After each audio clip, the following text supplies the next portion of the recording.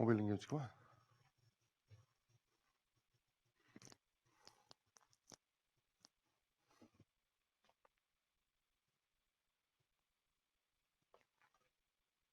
Lock ஆகுதுல்ல mobile.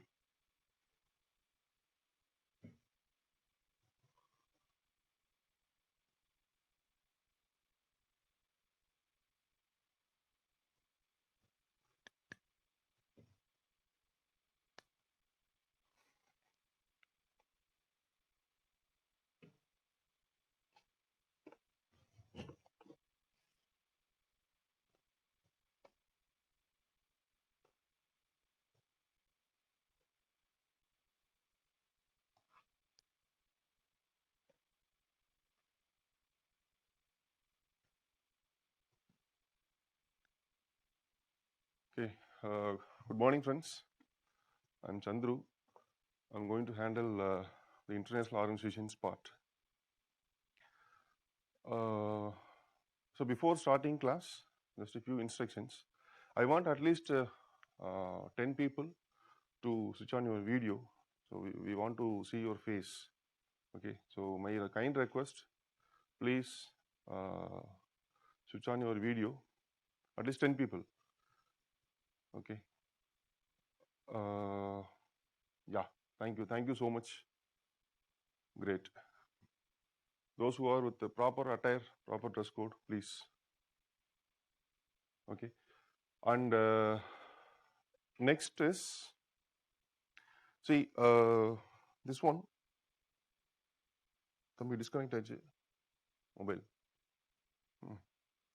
See, next one, in between, if you have any doubt and if I teach very fast, inform me so that I can slow down and I will clear all your doubts at the end of session.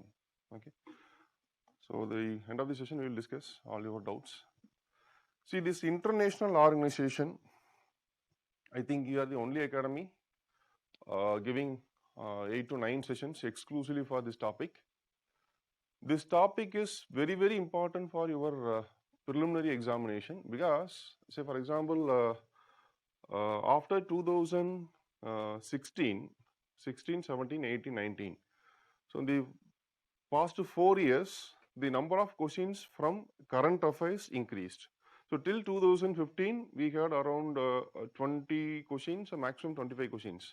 But in 2016, in preliminary examination, the number of questions from current affairs were 72. Okay, and in that year, around 20 questions, 20 to 24 questions, they asked from international organizations, including environmental organizations. Environmental organizations are very important. Okay, and after that, every year we are getting close to, see, even before that, even when the number of questions from current affairs were very less, but even during that time, we got around 10 questions from international organizations. So the international organizations are very, very important. Most of the time, except, say for example, if you are asking 10 questions, out of 10, only 2 to 3 questions they may ask from conventional area. But the remaining questions, they will ask from newspaper, only from recent developments. Whatever organizations appeared in newspaper, that alone will be your focus area. See, and in main examination, definitely, say for example, along with the international relations, the bilateral relations, along with that portion, you may have one or two questions from international organizations. Say for example, last year they asked about UNESCO. Okay, so sometimes they will ask SARC or BIMSTEC or BRICS. So any organization or World Bank, United Nations, anything. Okay, so generally organizations are very important in preliminary as well as mains. In preliminary is very, very important. Okay, and in interview, if you are preferring foreign service as your first choice in your service preference, then there are more possibilities for questions from international organizations. So they will ask you about the recent developments of any organization. It may be related to United Nations or Security Council or General Assembly or anything in WTO. Okay, so anybody interested in foreign service? Okay.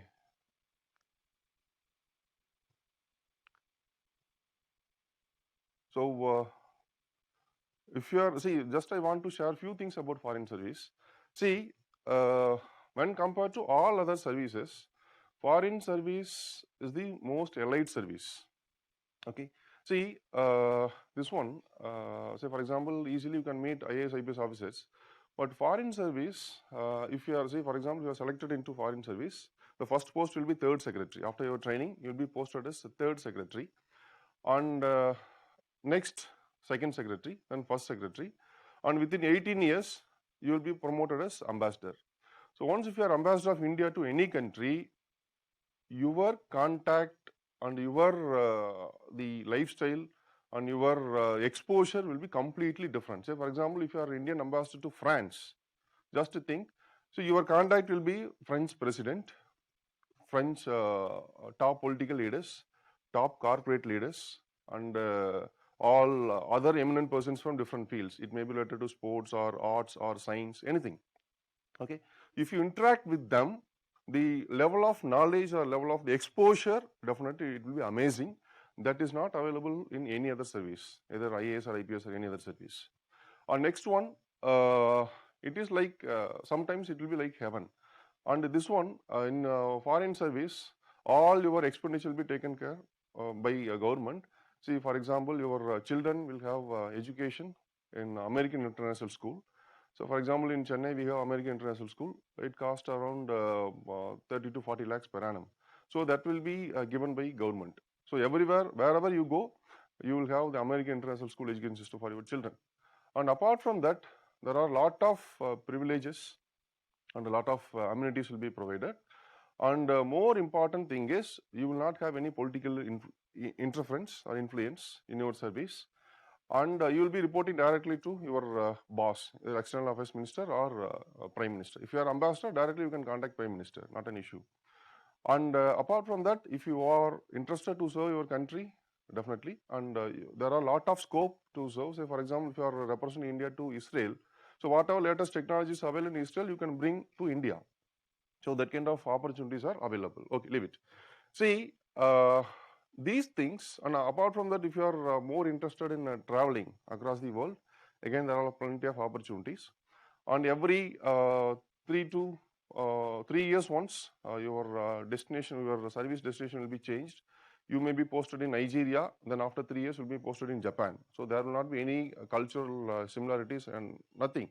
It will be completely different. Then you will be posted in Argentina. So again, it is completely different. Okay, so that kind of exposures are not possible in any other service. So international organizations, again, if you are senior IFS officer, you will be getting opportunity serve either in WTO or United Nations or any other organizations. Okay.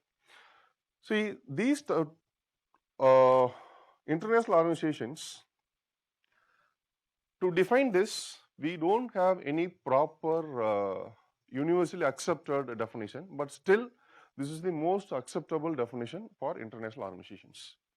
That is, any organization with global mandates, generally, this is actually keyword, generally funded by contributions from national government. Okay, any organization with global mandates, generally funded by contributions from national government. What do you mean by global mandates? Any idea?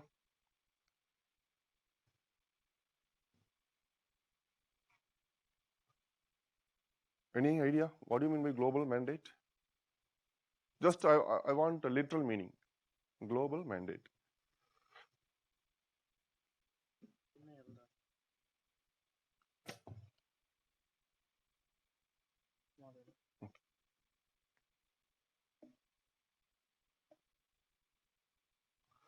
So, rules and regulations, okay. For what?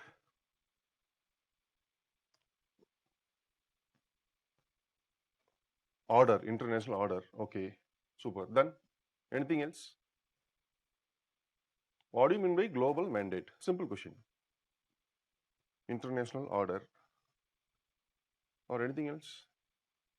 Global benchmark, super. Related to many countries or global necessity, exactly, super, great. So someone Sivapriya, necessity. Okay. Universal needs, that is also a very good answer. Or globally accepted, yes, a collective aim. Great, great, great. Super. Yes. See, global mandate means what are the necessity items or what are the necessities for survival of human species in this globe. So that is called global mandate.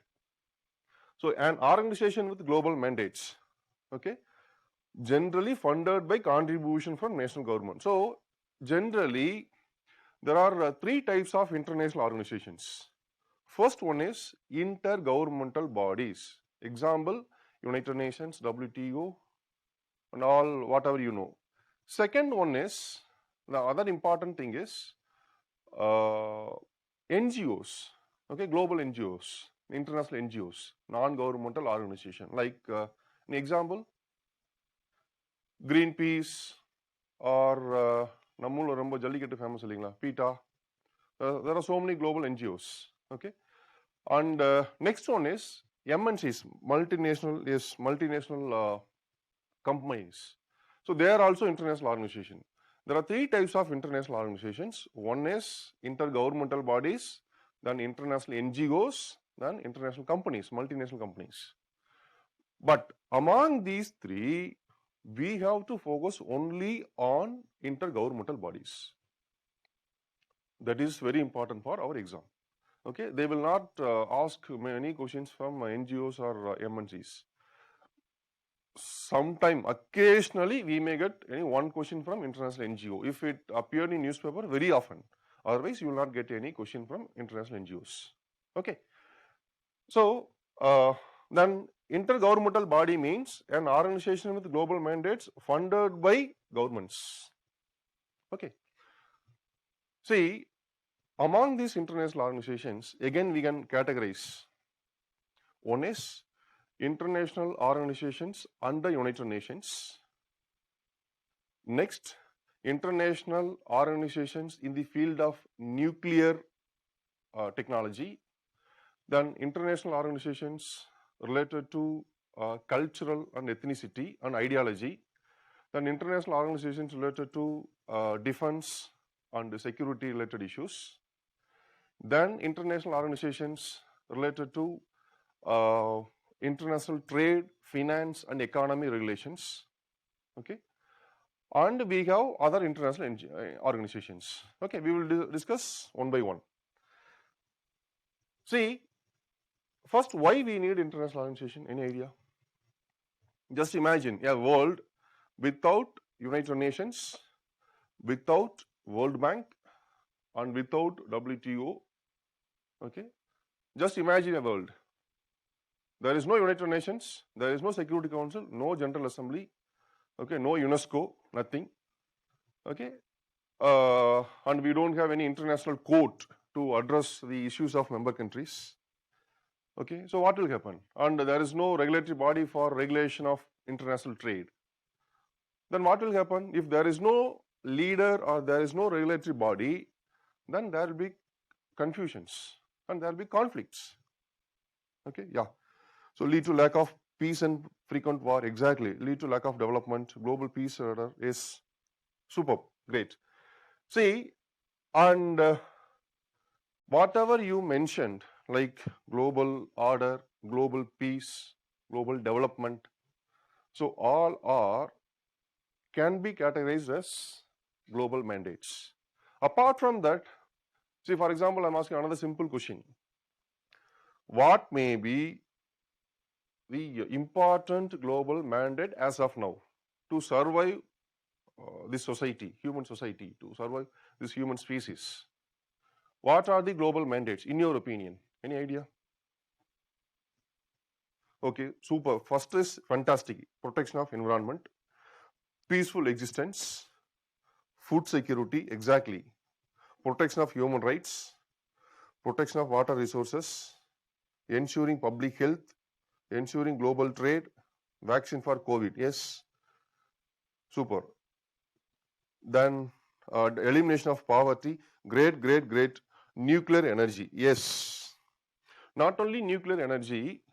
See, I hope all of you know that Stephen Hawking, the famous scientist, once he said, if human society should uh, eliminate, there may be three reasons for that. Okay, if human species are eliminated, then there may be three reasons for that. First one is climate change. Okay. Second one is there may be some celestial bodies attack, that is a meteorite or meteorites attack on Earth. Third one is nuclear war. These three may be a reason for the elimination of human species. Okay, so these are the three reasons he pointed out, and that is the reason I hope you can understand and you are aware of that. The Western countries, particularly United States, they are very much interested to explore so many celestial bodies like Moon, Mars, and they went beyond our solar system. Why they are interested so much? Because already so many international organizations officially declared that if we not address this climate change issue, then after 2100, it will not be possible for human survival in the world. That's the reason now we started the exploration of these celestial bodies. See, some scholars, they are saying the present level of exploration, space explorations, are similar to the 1400 and 1500 exploration of Europeans. Can you imagine? In 1400 and 1500, how Europeans explored the entire world? Because before that, there was no exploration. Okay, so only Columbus and only Vasco da Gama, these kind of people, they traveled across the world, Magellan and all, and they found all these territories, they called the continents. When they started their journey, it is not sure that they will find out these kind of continents. But only after consistent effort by Europeans, they found all these continents like Australia, Asia, Africa, Latin America, even North America. Okay, so now the scholars, they are saying that the present level of space explorations are similar to 1400, 1500 exploration. Okay, so already it is almost concluded that officially in international forum, like probably if this climate change is not addressed by after 2100, we have to find out new body, new celestial body where we have to colonize and we have to settle there. Okay, leave it. And the very important thing is nuclear issues. The very immediate threat for human survival is nuclear issues because it is in the hand of human. Okay, so at any time, so as of now, say for example, since 1945 till now, totally more than 2,500 nuclear tests were conducted. Now, how many countries are having nuclear weapon? Any idea? Can you text me?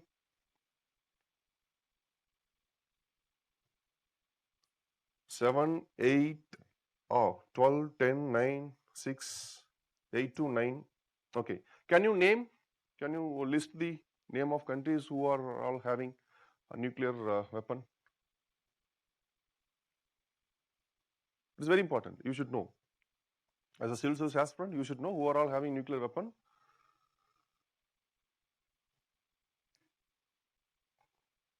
Okay. China, India, USA, all G8 are? No. Pakistan, P5 countries, North Korea, okay, Russia, China, USA. Okay. See, nuclear issue is very important global mandate. We have to address this very immediately. In near future, at any time, that may lead to threat for human existence. See, reason is, in the past 10 years, the entire world is moving towards the feeling of nationalism, same like before 1939 or before 1914. Okay, before 1914, what happened? Particularly in European nations, among the European nations, there was feeling of nationalism. Which nation is superior to others? For example, Germans, they used to feel like German is superior to all other European nations. Britain, with their strong naval force, they will have opinion that Britain is superior to the entire world. And French people also, they will have the same feeling. Okay, and that led to conflict, that is World War I. Now also, particularly in the past 10 years or past 5 years, the entire world is moving towards the feeling of nationalism. So in this context, we should take necessary actions to address this issue, nuclear issue. Okay, elaborately we are going to discuss about nuclear issue. So this is the, before going to discuss about the nuclear organizations, first we should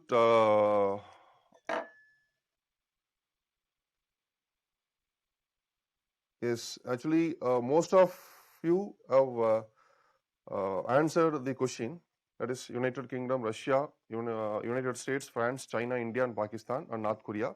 And one more country, actually someone mentioned Germany as a nuclear weapon state. No, German, they don't have nuclear weapon. And instead of German, you should know that Israel is having nuclear weapon. Okay, I will tell you. See, we are going to discuss elaborately about nuclear organization. That is the most potential topic. But before going to that, we are going to discuss about the chronology of nuclear weapon or history of nuclear weapon. See, first, which country tried to develop nuclear weapon? Any idea? Actually, first country conducted nuclear weapon test, that is US. But who tried first? Germany, exactly. See, in 1939, okay, or late 1938 itself, just before Second World War starting, German physics, a group of scientists, the physics laboratory, they started working on the breaking of uranium, and they found that with the help of this nuclear fission technology, they can create a weapon. German Nazis only found, first time in the world history, Nazis only found that they can create weapon with the nuclear fission technology. So Hitler, immediately after the commencement of First World War, he started exploring all these possibilities. And what happened? He encouraged his scientists to develop nuclear weapon. But you know that Hitler targeted on particular community. Who is that? Jews, right? Exactly. So this from Jewish community, a noted scientist, Einstein, he drafted a letter. Okay, he came to know that the Nazis are trying to develop nuclear weapon by using nuclear fission technology. Okay, so immediately 1939 itself, he drafted a letter along with one more famous scientist, I forget his name. So he someone is asking, sir, should we take notes now or you provide material? Yes, you can take notes now itself. If you want to slow down, you can ask me, no problem. Okay, see, this one, Nazis, they tried to develop nuclear weapon with nuclear fission technology. This was found by Einstein, and Einstein wrote a letter to whom? Then US President Frank D. Roosevelt. Frank D. Roosevelt, actually Einstein wrote letter in 1939 itself. Okay, and after receiving this letter by Roosevelt, what he did, his response was, to some extent we can say it was poor response. Because when during First World War, United States maintained neutrality. Neutrality means they are not joined either with this side or that side. They maintain neutrality. And in Second World War also, they decided to maintain neutrality. Okay. Neutrality maintenance means like they not participated in the war with either Allied side or Axis side. So World War II was between two group of countries, Allied and Axis. So in Allied countries, in the Allied group, the prominent members are like Russia, Britain, France, and all. And in Axis, there are prominent members like Japan, Germany, Spain, Italy. So they are all prominent members in Axis. So what's happened?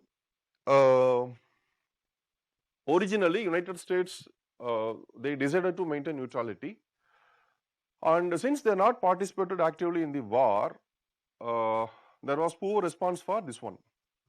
But same time, they not completely neglected the message of Einstein. Instead of that, Franklin Roosevelt he spent he allocated 6,000 US dollars for a similar project in US laboratories. But with the $6,000, nothing materialized in United States till 1941. And in 1941, with a lot of ambitions, Japan attacked United States in Pacific Island, that is Hawaiian Island, a harbor called Pearl Harbor. In 1941, Pearl Harbor was attacked by Japan. That led to United States entry into Second World War directly. Okay, so 1941, 1939, the letter was reached to United States.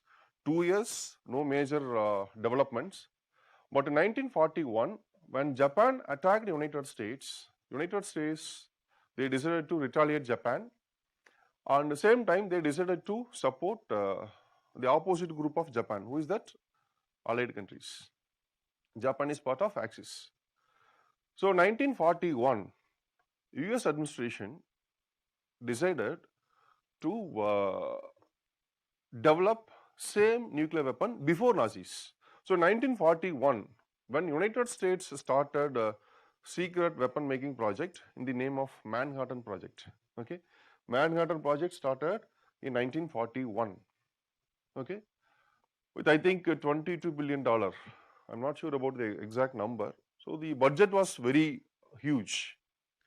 Okay, US took this issue seriously, and they started establishing all kind of infrastructures for developing nuclear weapon with the nuclear fission technology. And at that time, German Nazis were completely busy with war.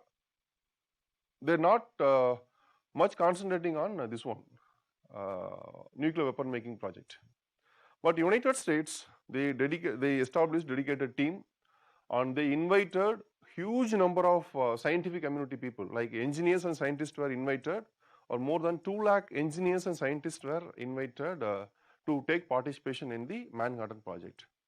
Actually, they mobilized engineers and scientists from Europe also, not only from United States, from Europe also. They invited scientific community people like engineers and scientists. Then what happened after 4 years of effort?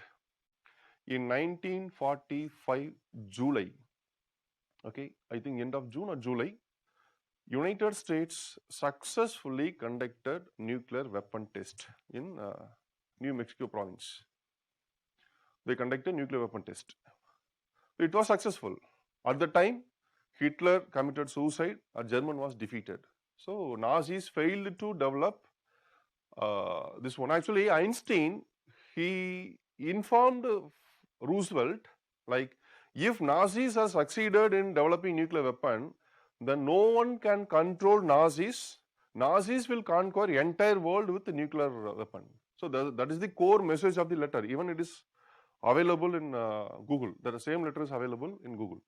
So Nazis, they were very much interested to have this, but unfortunately or fortunately, they failed to develop nuclear weapon. Otherwise, the world history would have different portion. See, then in 1945, under Manhattan Project, United States became nuclear weapon state. So the entire world, United States is the only country with a nuclear weapon. Okay. So in 1945 July they developed, and in August 1st they asked Japan. Actually, Japan was uh, occupying almost half of Asian territories and the Pacific Islands and all, and the Manchuria, many places they occupied in China and all. So US asked Japan to surrender immediately, but Japanese did not bother about US warning. And at the time, Truman, he was the US president. His administration decided to use nuclear weapon against Japan in 1945 August. So August, originally United States, they selected 19 cities with the nuclear, they targeted 19 cities with the nuclear weapon. But later they finalized only 5 cities. Further, actually, like Yokohama, Kyoto, Hiroshima, and one more city, 4 cities. Okay, not Nagasaki, 4 cities. Okay, only 4 cities they finalized. I think Yokohama was the arms depot of Japan. So Japan, they established biggest arms depot. Only from this arms depot, they got all kind of arms. With their arms, they conquered half of Asia. So United States, first they wanted to destroy this arms depot. Once the arms depot is destroyed, then they cannot go for war. Then Kyoto also they targeted, but in the last minute, Kyoto was dropped from this attack because from this target it was removed because of its cultural significance. Kyoto is a cultural capital of Japan. And finally, again, within the place of Kyoto, they selected Nagasaki. So Hiroshima, Nagasaki, Yokohama. So these 3 cities were targeted finally. And Yokohama was not able to locate properly by US pilots. US Air Force pilots, they couldn't properly locate the arms depot. So they removed that one also. So finally 2 cities were targeted, Hiroshima on August 6th, Nagasaki on August 9th. So with these 2 nuclear attacks, this is the first nuclear attack in world history. And with this, Japan is little boy on Hiroshima and fat boy in Nagasaki, exactly. So these are the names of bombs. So with that, Japan surrendered and World War II came to an end officially. Okay, so World War II came to an end in 1945 August. On 1945 October, United Nations was established. Okay, 1945 October 24th, United Nations established. And in 1946, the first resolution passed by United Nations is, what do you mean by resolution? Any idea? For example, in our assembly, they are passing resolution. In political party meeting, they are passing resolution. In all party meeting, they are passing resolution. What do you mean by resolution? Any idea? Promise or order or motion, yes. Agenda, yes. So resolutions are document which contain a proposal or ideas or orders or something, okay, or guidelines, something. So a resolution was passed in United Nations. That is the first resolution. The world countries should abolish all their nuclear weapons. They should not go for nuclear weapon because the world witnessed the impact of nuclear weapon. So the United Nations is joint statement exactly. So this one, it was passed. 1945, World War came to an end. Once World War came to an end, what happened? The situation and the political development across the world, it witnessed too many new things. So, for example, the European countries, okay, till 1945, till the end of Second World War, if you take the entire world, if you take Latin America, that is South America and Caribbean region and Central America, if you take Africa or if you take Asia, okay, almost all these 3 continents colonized by whom? Any idea? Who colonized all these areas? Not only Britain. Okay, most of you are answer like Britain. No, not only Britain, British, even Germans, French, Dutch, Portuguese, Spanish, even Italy, all West European nations, they colonized all these three continents. But after Second World War, European nations affected very severely, very badly they affected.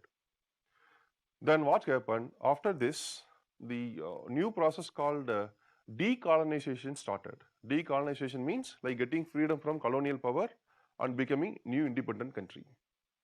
So in this situation, after 1945, a ideological war started between two superpowers. One is United States, another one is Soviet Union. World War II, that is real war, ended in 1945. But after that, a proxy war started, an ideological war. Ideological war means United States followed capitalism as ideology. முதலாளித்துவம் சொல்லுவீங்களா தமிழ்ல. So, I mean, they followed capitalism. Soviet Union followed communism. They established communist government in Soviet Union. Okay, so these two ideologies, actually these two countries, okay, these two countries, they started a proxy war, not actual war, not a real war, but to prove their supremacy, they did so many things. Okay, so who is superior? Same like before First World War, same like the European nations.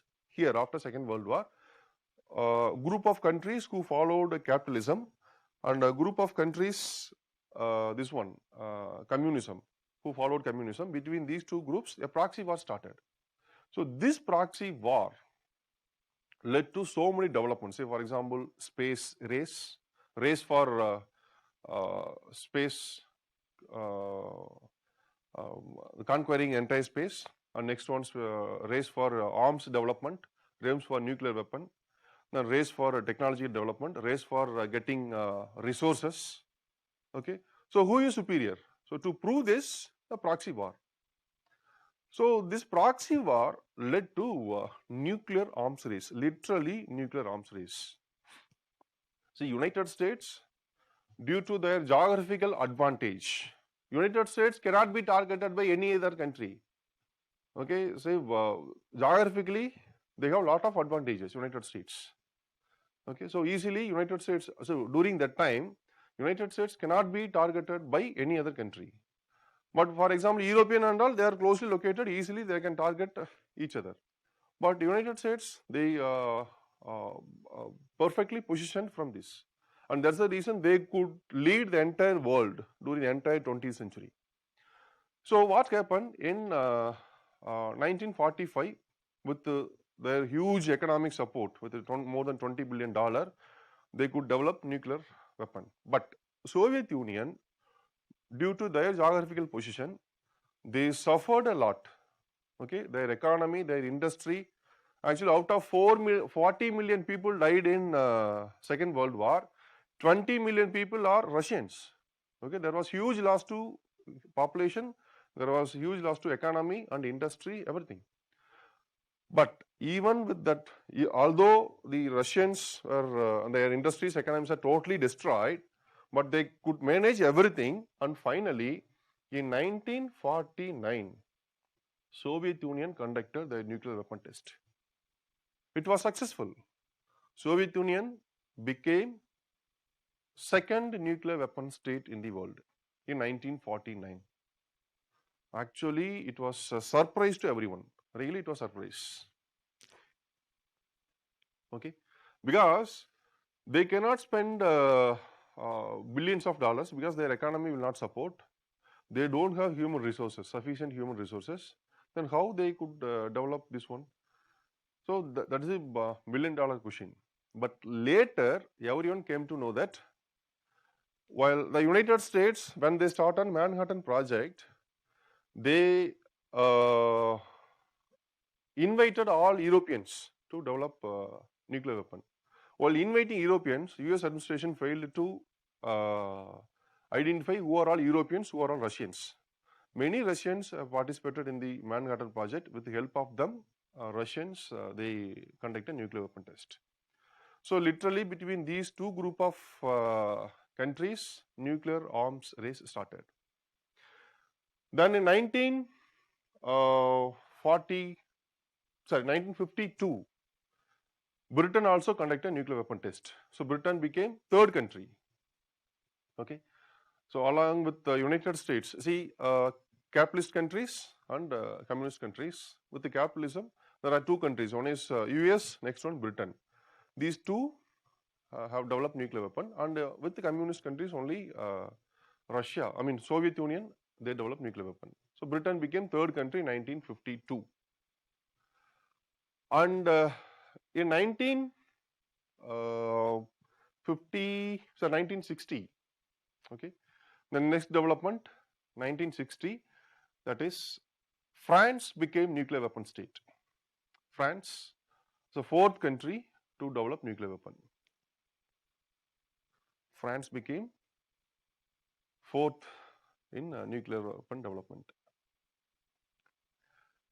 So in this situation, actually late 1950s itself, actually what happened, for example, French, they conducted their nuclear weapon test in Africa because they had colony in Africa.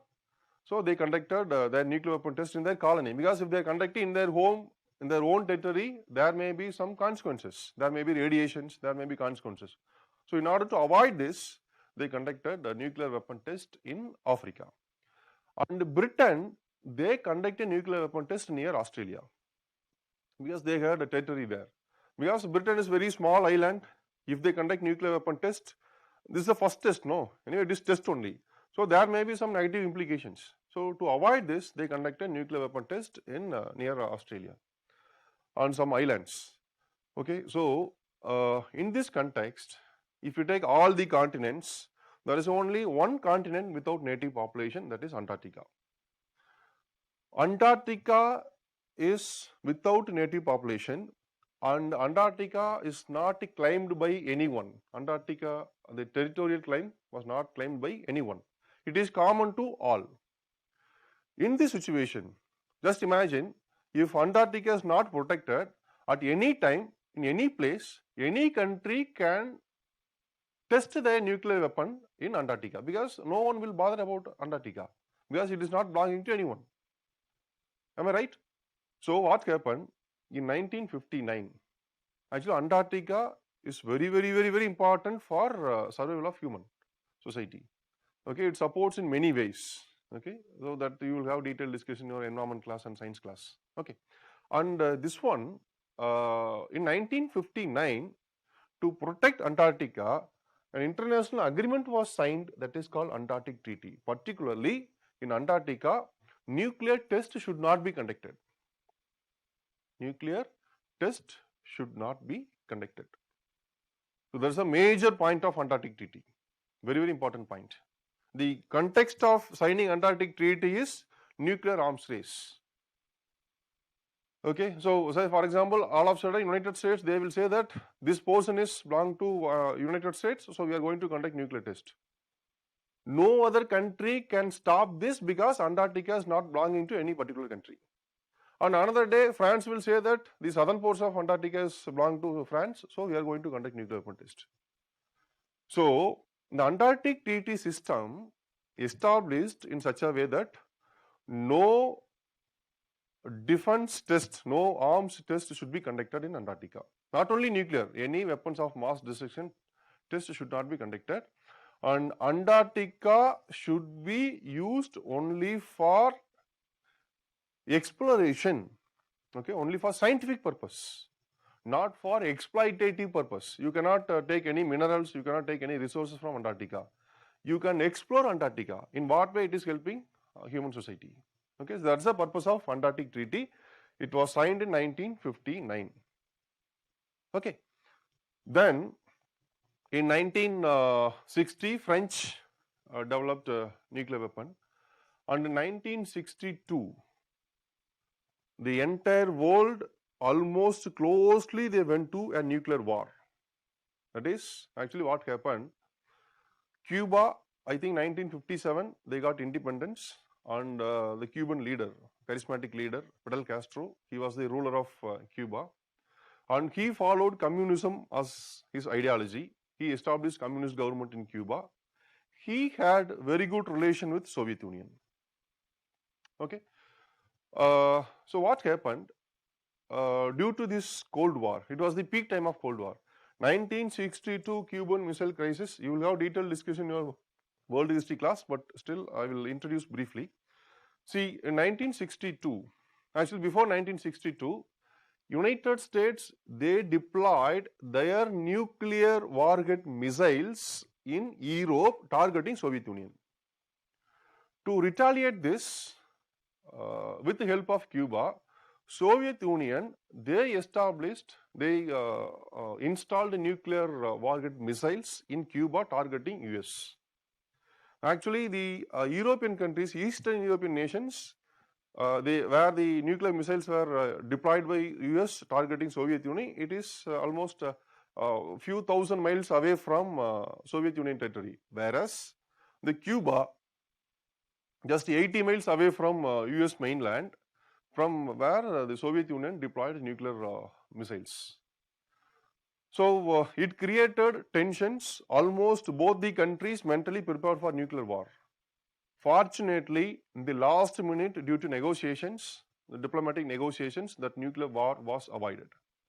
It was a major development in the world history, Cuban Missile Crisis. Otherwise, you would have faced full-fledged nuclear war in 1962 itself. Fortunately, that war was stopped. Okay, that was the incident in 1962. In the same year, there was war in Asia. Any idea? 1962 war, in major war.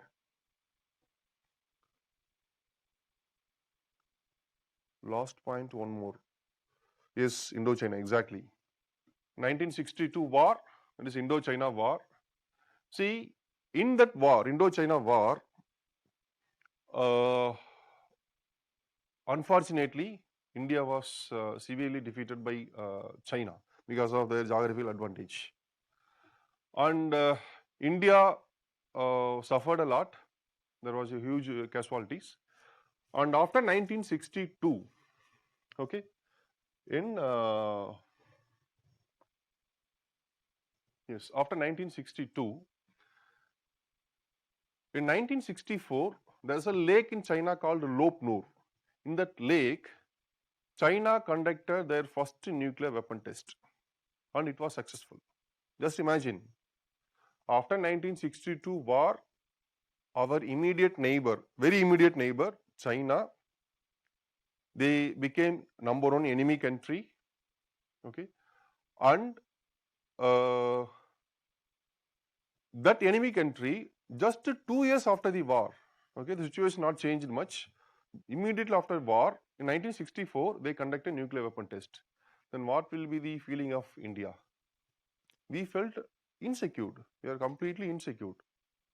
Our number one enemy, immediate neighbor, they developed a nuclear weapon, okay, and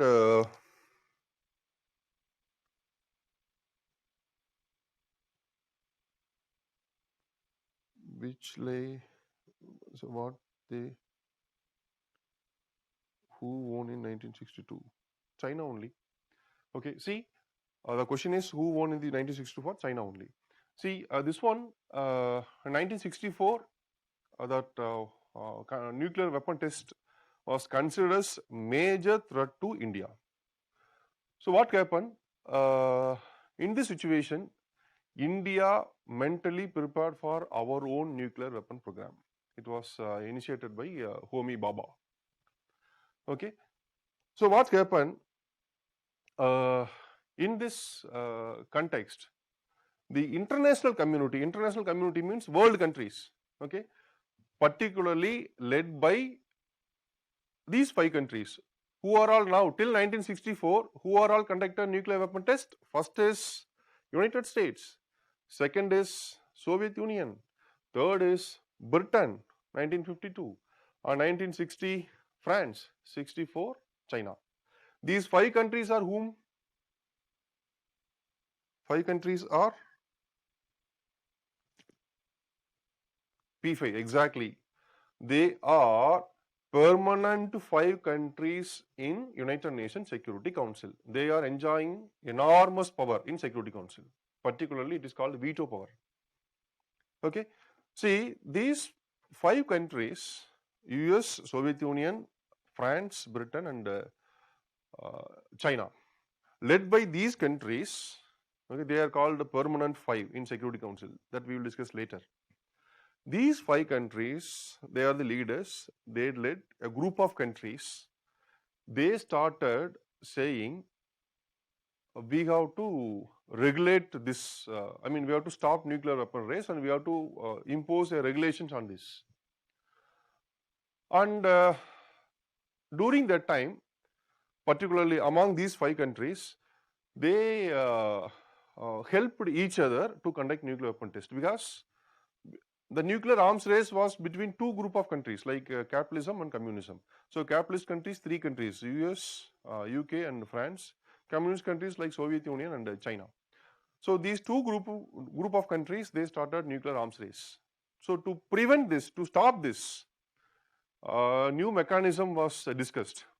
Actually, even before 1960s discussion, in 1950s itself, when typical nuclear arms race started between these 2 group of countries, in United Nations, India as a responsible state, India proposed a resolution, a treaty or an agreement in which India requested to sign all the countries to stop this nuclear arms race. We wanted to dismantle all nuclear weapons. We wanted to destroy all existing nuclear weapons, and we wanted to stop this nuclear arms race. India proposed this in United Nations as a responsible state.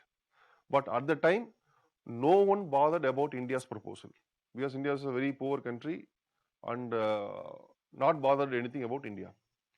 But once China became nuclear weapon state, now all the permanent 5 countries became nuclear weapon states. Then in 1967, they proposed an international agreement in the name of Nuclear Non-Proliferation Treaty. Nuclear Non-Proliferation Treaty, it is simply called NPT. It was initiated in 1967 and it was signed in 1968. It was signed in 1968. It was signed by almost majority of countries of United Nations. Whoever members in United Nations, majority of them have signed this treaty.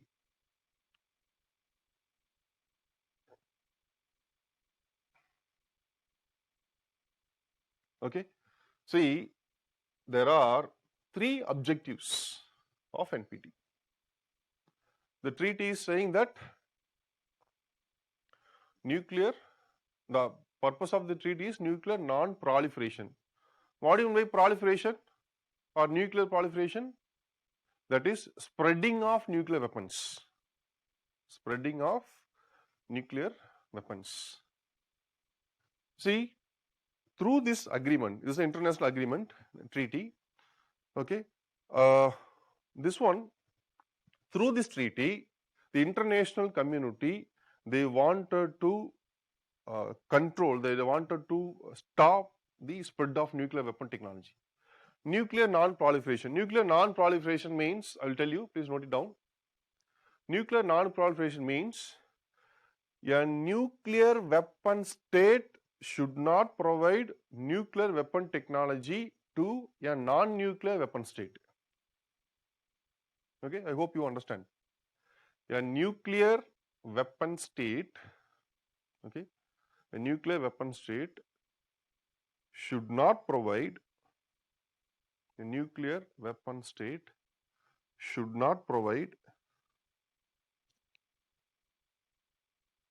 a nuclear weapon state should not provide nuclear weapon technology to a non-nuclear weapon state. A non-nuclear weapon state. So that is called prevention of nuclear weapon technology. That is non-proliferation. Okay, so this mechanism was accepted by almost all the countries, most of the countries. And there are three objectives for NPT. Three objectives. First objective is nuclear non-proliferation. First one is nuclear non-proliferation. That is, nuclear weapon technology should not be provided to non-nuclear weapon state. First objective is nuclear non-proliferation. Second is nuclear disarmament. Nuclear disarmament. Nuclear disarmament means dismantling all existing nuclear weapons or elimination of all existing nuclear weapons. Nuclear disarmament is the second.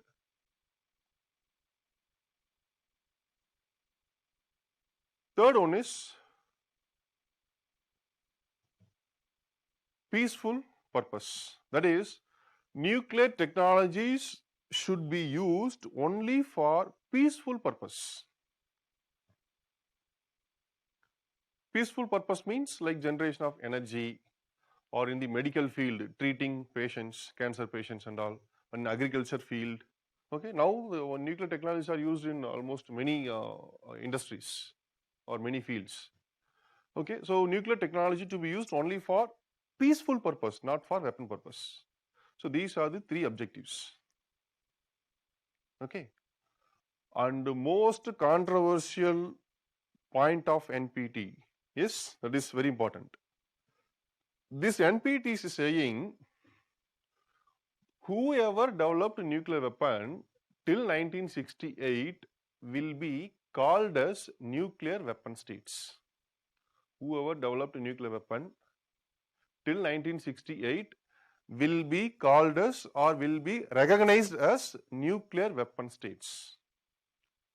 Whoever developed nuclear weapon, okay, whoever developed a nuclear weapon till 1968 will be recognized, they will be recognized as nuclear weapon state.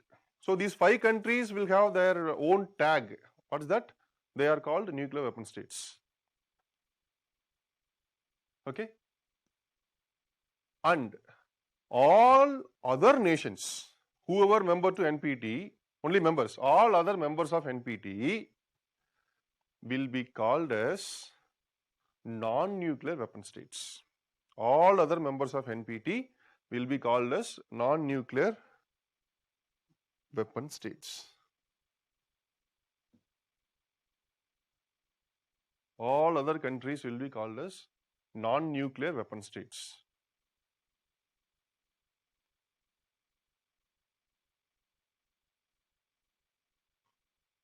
Okay. Now, this is most controversial, and the continuation of this point is, these nuclear weapon states will be allowed to keep their nuclear weapon. That is very important.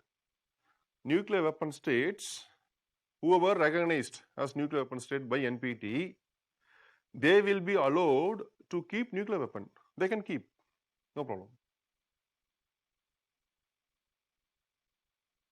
Okay, but the non-nuclear weapon states will not be allowed to develop nuclear weapon.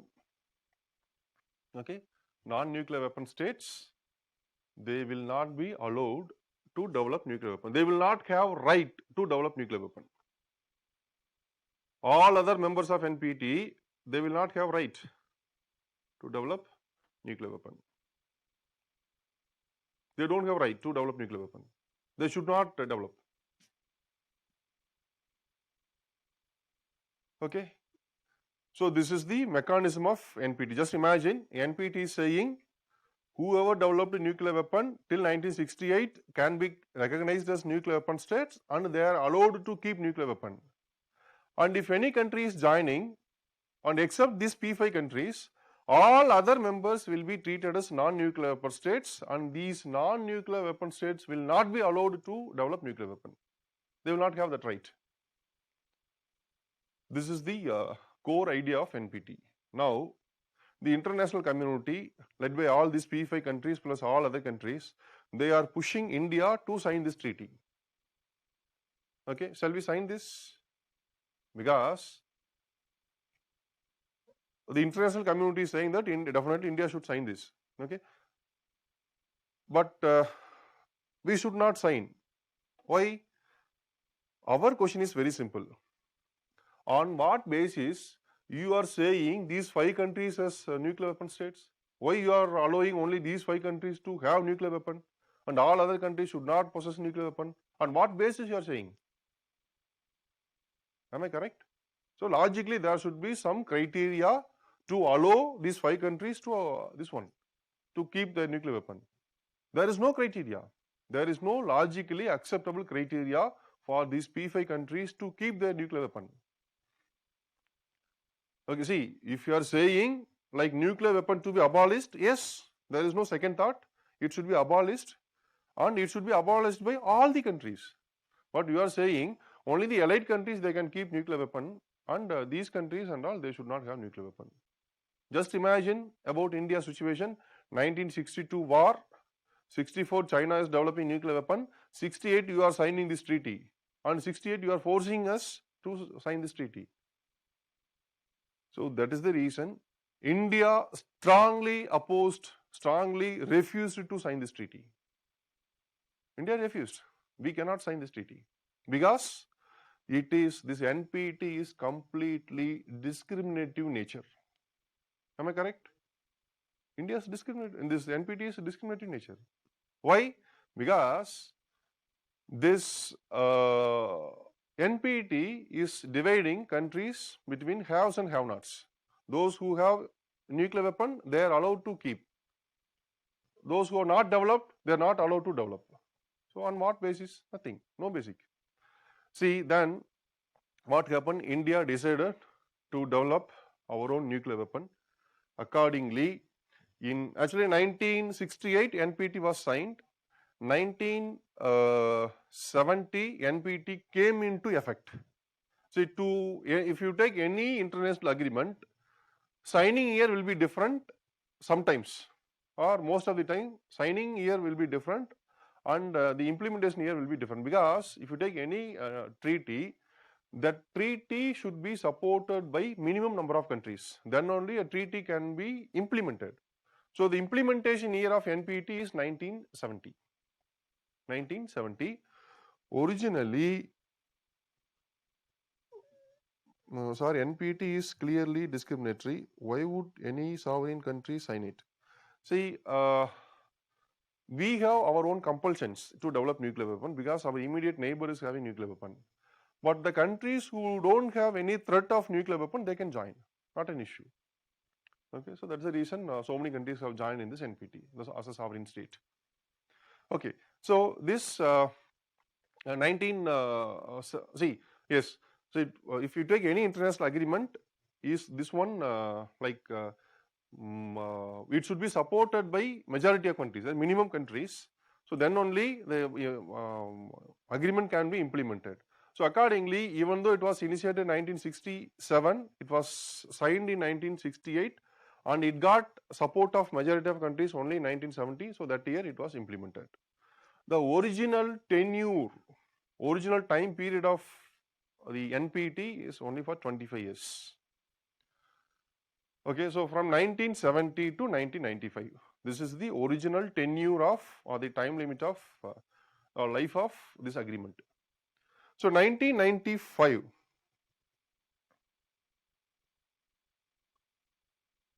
sir, had China not developed nuclear weapon, then is there a possibility of India signing NPT? Yes, of course, definitely we can sign. Because we don't have any immediate threat and definitely we can sign, and we will be the leader in the propaganda of disarmament, nuclear disarmament. Okay, even now we are the leader. Okay. Next NPT was signed in UNSC Council, sir. So NPT resolution passed by UN. Yes, it is actually United Nations initiated treaty. Okay, NPT is United Nations initiated treaty, and In 1970, it came into effect. Our original timeline, our original life of NPT is only for 25 years. In 1995, after the end of the 25th year, they conducted review meeting for NPT. Okay. In 1995, review summit was conducted for NPT. In this review summit, it was concluded and it was decided by all the countries that this NPT will be extended for indefinite period. Okay, original timeline, the limit for NPT, that agreement is for only 25 years. But after 25 years, 1970 to 1995, in 1995, this treaty was extended to indefinite period. Okay, with every 10 years once, there will be review summit for this treaty. 1995, then 2005, then 2015, then 2025. So every 10 years once, they will have a review summit for NPT. Okay. Now, in this NPT, almost NPT reached universality. Universality means almost it reached, it signed by almost all the countries of UN members. Okay, all the UN members have signed except few countries. How many countries have not signed this NPT? Any idea? How many countries? So that is very important. 37, no, 5. Why Pakistan started nuclear test even though India is not having nuclear weapon? Who said India is not having nuclear weapon? Actually, India is having nuclear weapon. We will discuss. Who are all not party to NPT means? So, sir, what about Treaty of Tlatelolco? Tlatelolco is the treaty of, I will explain, I will tell you, okay, in just 2 minutes. First we will complete this, then I will come to this. So, who are all not party to NPT means, first one is India. India strongly refused to accept. Not only India refused to accept, in 1970, India conducted first nuclear test under Indira Gandhi regime in 1974. India became nuclear weapon state. Okay. In Pokhran, Pokhran is a place in Rajasthan where India conducted first nuclear weapon test. Okay. And one is India. Because of this, who will not sign? Our Pangali. So Pakistan is not party to this one, NPT. So one is India, next one is Pakistan.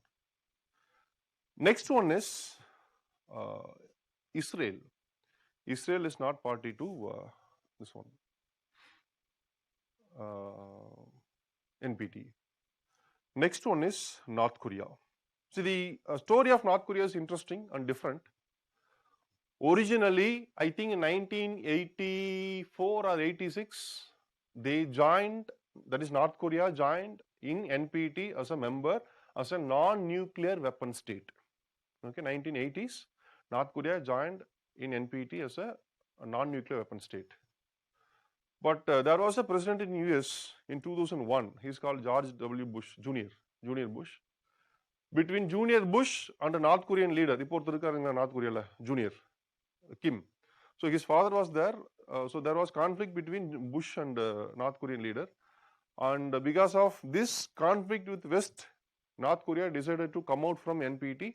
Accordingly, in 2003, they came out from NPT. Only 20 years they were there in NPT. North Korea was part of NPT. After that, in 2003, they came out, okay, and they conducted nuclear weapon test. See, this one, Israel is not member, India is not member, Pakistan is not member, North Korea is not member. There is one more country, that is South Sudan. That is newly created country, South Sudan. So they are also not member in NPT. So as of now, there are 5 members. So for example, UPSC asked this question already 2 times in the recent years. 2 times this question was asked. Who are all not members? Regarding NPT, 2 times question asked. Who are all not members at present? Who are all not members means, one is India, Pakistan, Israel, North Korea and South Sudan. Suppose if UPSC is asking, which of the following countries never signed NPT? Then how many countries? See, who are all not party to NPT means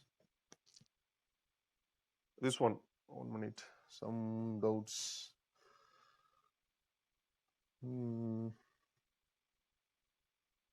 Sir, but India went against the resolution by conducting operations in 1974. This has an impact on India. Very good question. That is, sir, but India went against the resolution by conducting Operation Smile Buddha in 1974 during Indira Gandhi government. Does this have any impact on India? Do other countries put any sanction against us? Okay, we will discuss this. See, no new laser weapon is planned to create by China and USA. Yes. So who are all never signed means only 4 countries. Okay, North Korea, they signed and they came out. Okay, and see what happened in 1974. The first nuclear test was conducted. What was the response of international community? The international community means world countries. World countries originally they were expecting that India will join in NPT. At any cost, they want to push India into NPT. But instead of that, actually what happened? India conducted nuclear weapon test. India became nuclear weapon state. Now there should be some response from international community. So what was the response? It is very simple. The international community, they reacted by establishing one new international organization in the name of Nuclear Suppliers Group, NSG. Okay, NSG was established. Nuclear Suppliers Group was established in 1974. That was the response of international community. Even now, if you take the the NSG website, they have mentioned like in 1974, a country conducted nuclear weapon test. Because of that, this organization is established. They not mentioned about India openly, but a country. They mentioned a country. Actually, in 1974, a country, only one country conducted in 1974. Who is that? India. So, 1974, India conducted nuclear weapon test. The response of international community to this test was establishment of NSG. NSG is a very important organization. The past 2 years, the NSG was in news very frequently. Okay, NSG is established against India, particularly against India and against India-like countries. What's the objective of NSG? See, economic sanctions by USA. Can you tell about Iran? Yes, see, we are going to discuss Iran, North Korea, so many things. Why is the world community against India becoming a nuclear country? Not to supply nuclear weapon. Exactly. See, the purpose of NSG is the nuclear, whoever allied countries in the field of nuclear technology, they should not provide any kind of nuclear technology to a non-nuclear weapon state or not members of NPT. Not members of NPT. Okay, if they are members in NPT, they can be watched. Okay, they can be checked whether they are using, say for example, US is member of NPT and Iran is also a member of NPT. Okay, now US is giving some nuclear technology to Iran. Both are members of NPT. Okay, but US is nuclear weapon state, Iran is not nuclear weapon state. Iran is non-nuclear weapon state.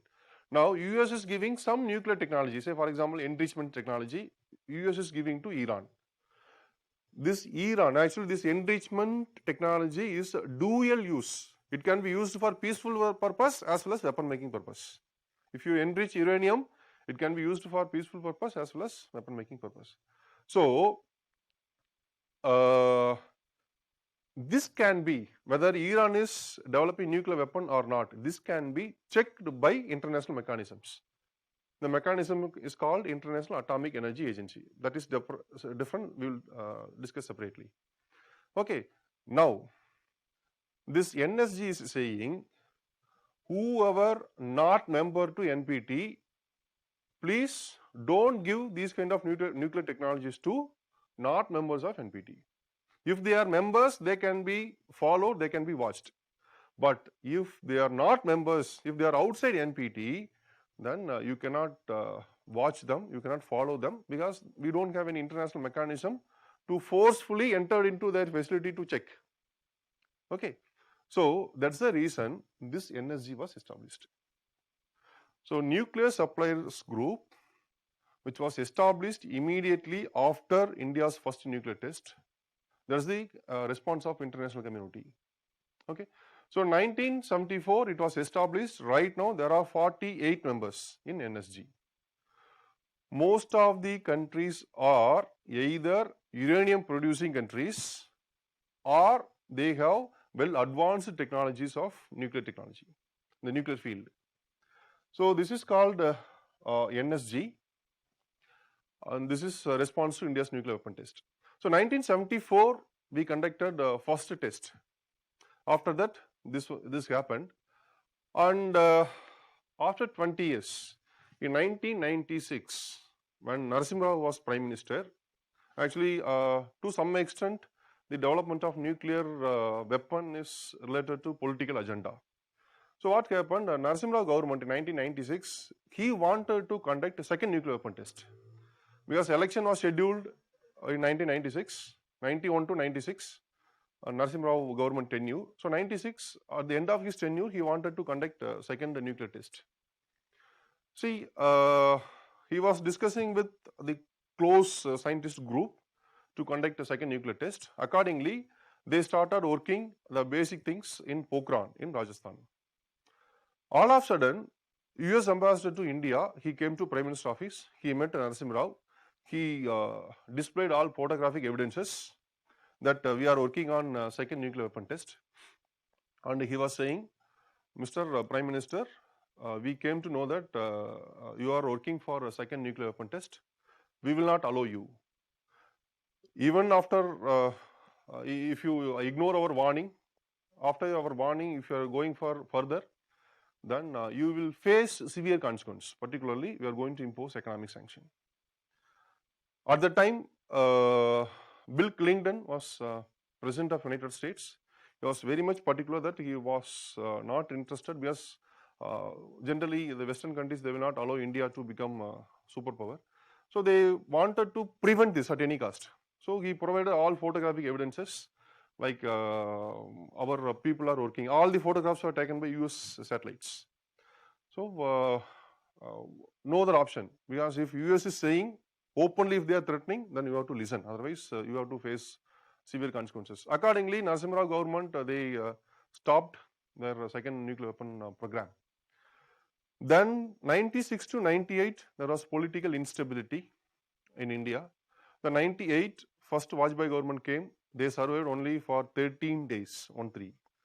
Then second time they came, they survived for only 13 months in 98. So in the 98, in their second tenure, what happened?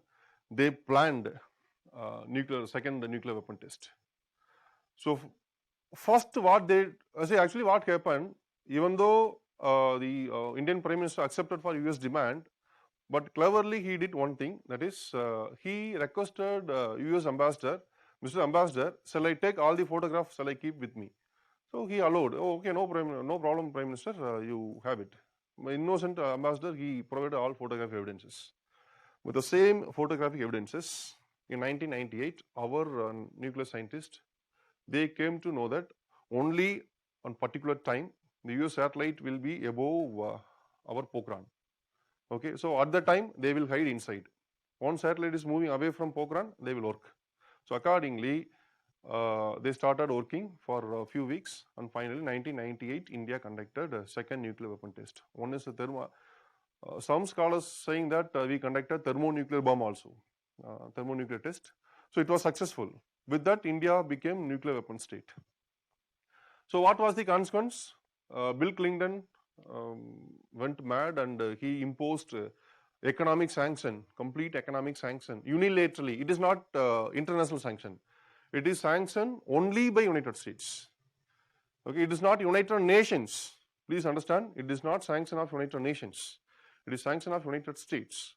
Bill Clinton unilaterally he imposed sanction, economic sanction on India in 1998. So that sanction survived for 2 years. In 2000, the sanction was removed. Okay, so in 1998, India conducted a nuclear weapon test. In response to this, with the help of China, Pakistan also conducted a nuclear weapon test. So 98, two countries conducted a nuclear weapon test. One is this one, India. Next one is Pakistan.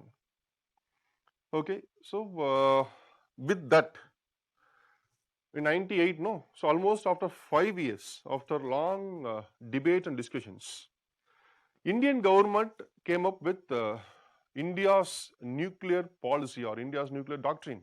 Very, very, very important. India's nuclear doctrine or nuclear policy. Okay, in 2003, this nuclear doctrine was announced. The 4th year of India government. Okay, so the policy consists of very important points, particularly 3-4 points. The first point is, you might be knowing that the first point is no first use. So no first use is the first major point. No first use means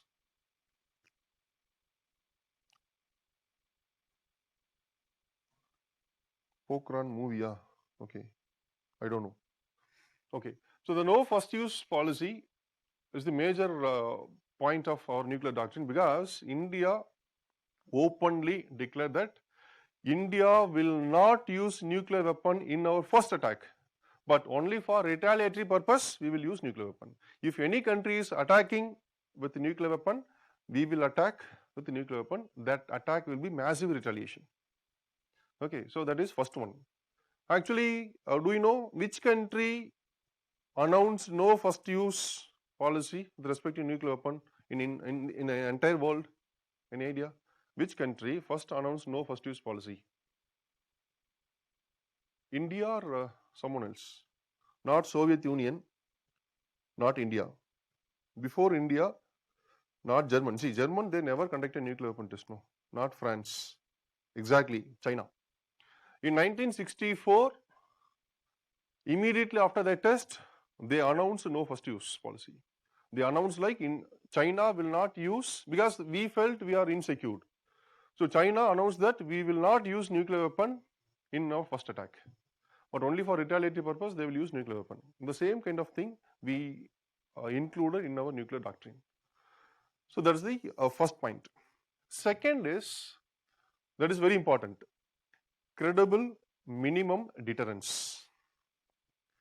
Credible minimum deterrence means, say for example, if you take United States, after 1945, the first nuclear weapon test, during peak Cold War time, that is 1960s, okay, 1962 Cuban Missile Crisis and all, after that, they created the almost more than 30,000 nuclear warheads, nuclear bombs they established.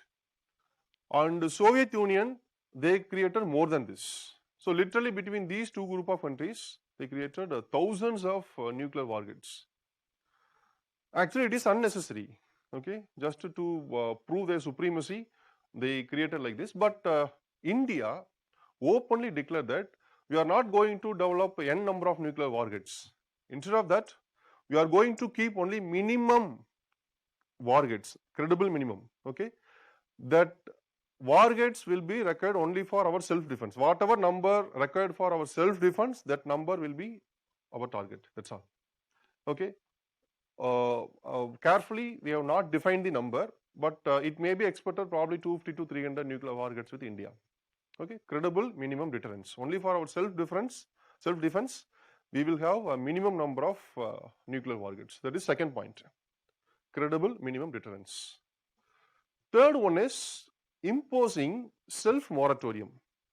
Self-moratorium means, say for example, if you take US and other countries and all, they conducted, United States alone, they conducted 1,000 plus nuclear test. Just imagine the environmental consequences. 1,000 plus nuclear test, Soviet Union 700 plus, Britain 200 plus, okay, China and France and all 60 plus nuclear test. Okay, but after our second nuclear test in 1998, openly to the international community, we declare that in future India will not conduct any form of nuclear test, either under sea or under earth or in the space. Okay, so India will not conduct any form of nuclear weapon test.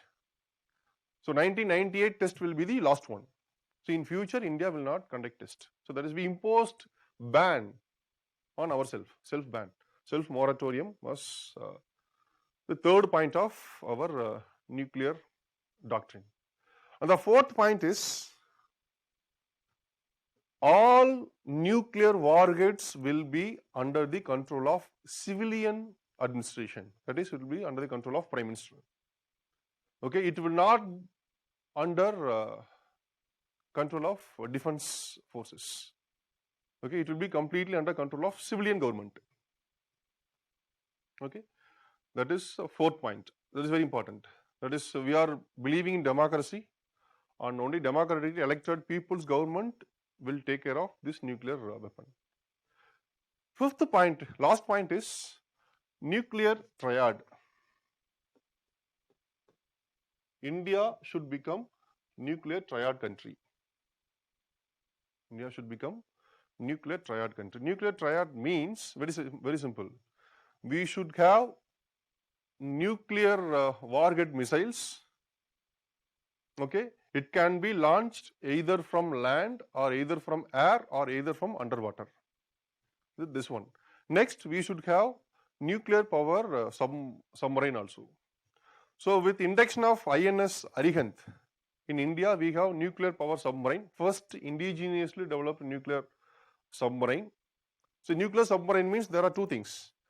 The submarines who have capability to launch nuclear missiles, they are also called nuclear submarines, but they will be operated by diesel or some other fuel. Okay, but nuclear power submarine means this very important thing. Generally, nuclear powered submarines, they can stay inside. For example, diesel powered submarine and all, they cannot stay long duration in undersea, because for refueling they should come out. But nuclear power submarines, they can be stayed under water for so many months, because small amount of fuel is enough for fueling the entire submarine. Okay, and from same nuclear powered submarine, you can have facility to launch nuclear missiles. So India is having capable of, for example, Agni missiles are having capable of carrying nuclear warheads, and we have our air force like Mirage and other fighter flights, they have capable of launching nuclear warheads, and we have nuclear power submarine also. So with that, India became nuclear triad country. Who are the other nuclear triad countries? Only 5. Okay, only, see that time, sometimes that may be a question. So recently India became a nuclear triad country. In this context, who are all other countries can be called as nuclear triad means 5. Who are all 5? The P5.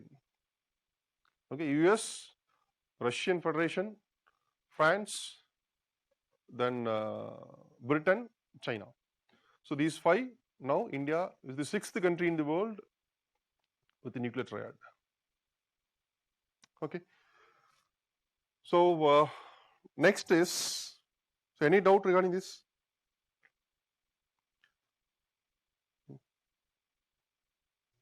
Kindly dictate the 5th point slowly, sir. That is, India should become nuclear triad country. See, first point is no first use. Second is credible minimum deterrence. Fourth one is self-moratorium. So third one is self-moratorium. Fourth one is nuclear weapon under civilian government. Fifth one is nuclear triad. Nuclear triad explanation. See, nuclear triad means all 3 forces should have capable of operating nuclear warheads.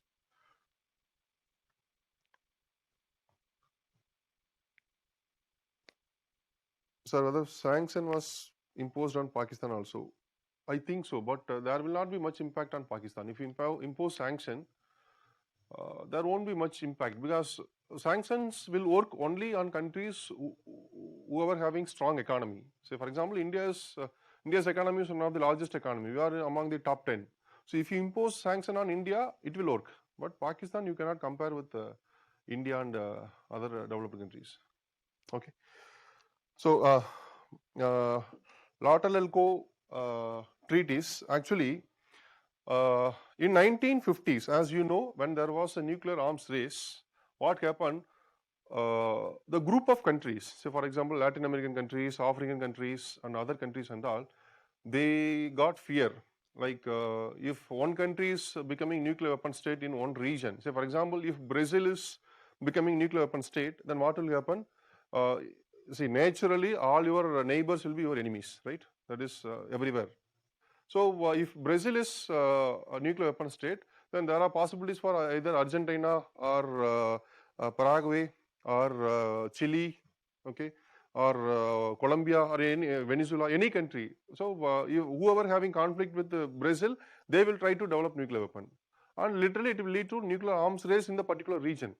So, to avoid this, what happened? There are 4 or 5 international agreements were signed to establish nuclear weapon free zone. Okay, for example, Latin America, the Treaty of Tlatelolco is for nuclear weapon free zone in entire Latin America. Okay, for Africa, we have one treaty that is called Pelindaba Treaty. Do you know one interesting story? You know two types of states. One is the countries who are all having nuclear weapon and they are part of NPT as nuclear weapon states, they are P5. Second one, those who are developed nuclear weapon outside NPT, like India, Pakistan, North Korea, and one more country is having nuclear weapon, that is Israel. Only in 1979, Israel partially agreed like they are having nuclear weapon, but after that they never opened about their nuclear weapon program. If you ask them, do you have nuclear weapon, they keep silence. If you ask them, don't you have nuclear weapon, they'll keep silence. So no one knows about the nuclear weapon program of Israel. So as of now, totally 9 countries considered as nuclear weapon states. First one is United States.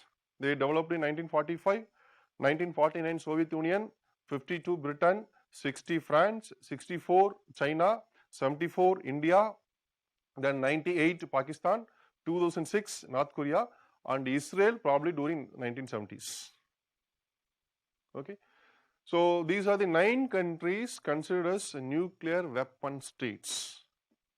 And interestingly, there is a country in 1979, they conduct a nuclear weapon test with the help of Israel, okay, and immediately they dismantle all their nuclear weapon facilities and they joined in NPT as a non-nuclear weapon state.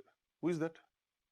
Any idea? Only one country in the world, they developed a nuclear weapon, okay, not Iran, not Iran.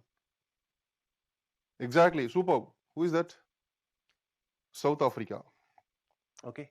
So South Africa, with the help of Israel, they developed a nuclear weapon in 1979. They conducted a nuclear test, and finally, they dismantled and they joined as a non-nuclear weapon state in NPT. After this apartheid, once apartheid was abolished in 1990s, they joined in NPT as a non-nuclear weapon state. Okay. So I will tell you what are the nuclear weapon free zone treaties. One is the Tlatelolco. Next one is Pelindaba. Next one is Bangkok Treaty for ASEAN.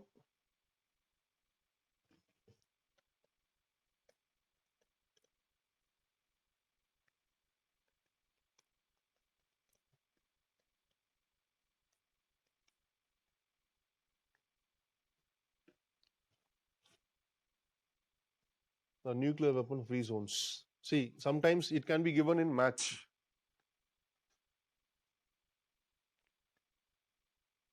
Okay. In preliminary, you may expect this question.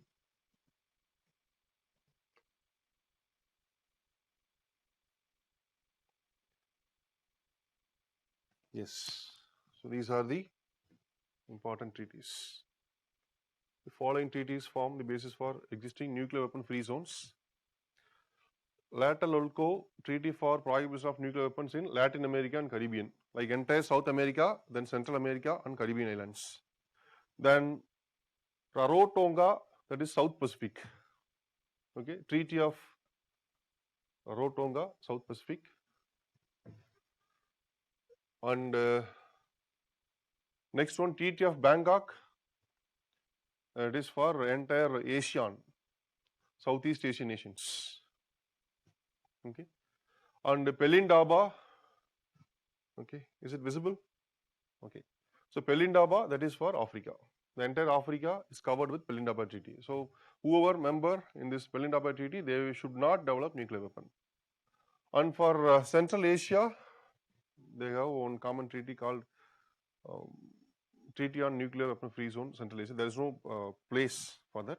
And apart from that, Mongolia, individually they declared as a self-declared nuclear weapon free state, Mongolia. Okay, and other important thing is other treaties that also deal with denuclearization of certain areas. Antarctic Treaty that already we discussed. Antarctic Treaty which was signed in 1959 because Antarctica is the only continent in the world without native population. So it is the common responsibility of entire world to protect this continent. So in order to protect, Antarctic Treaty was signed. So for example, do you know India is having our research base in Antarctica as well as in Arctic. So if any country wanted to establish research base in Antarctica, first we have to sign this Antarctic Treaty.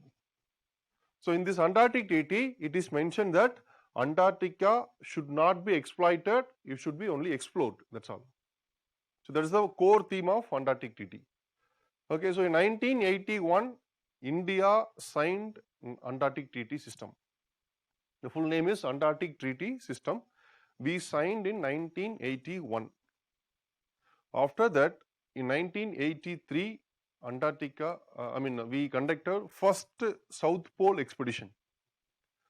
Okay, 1983, we conducted a South Pole expedition. Accordingly, after this expedition, we established first research station, first research base of India in Antarctica in the name of Dakshin Gangotri. Dakshin means south.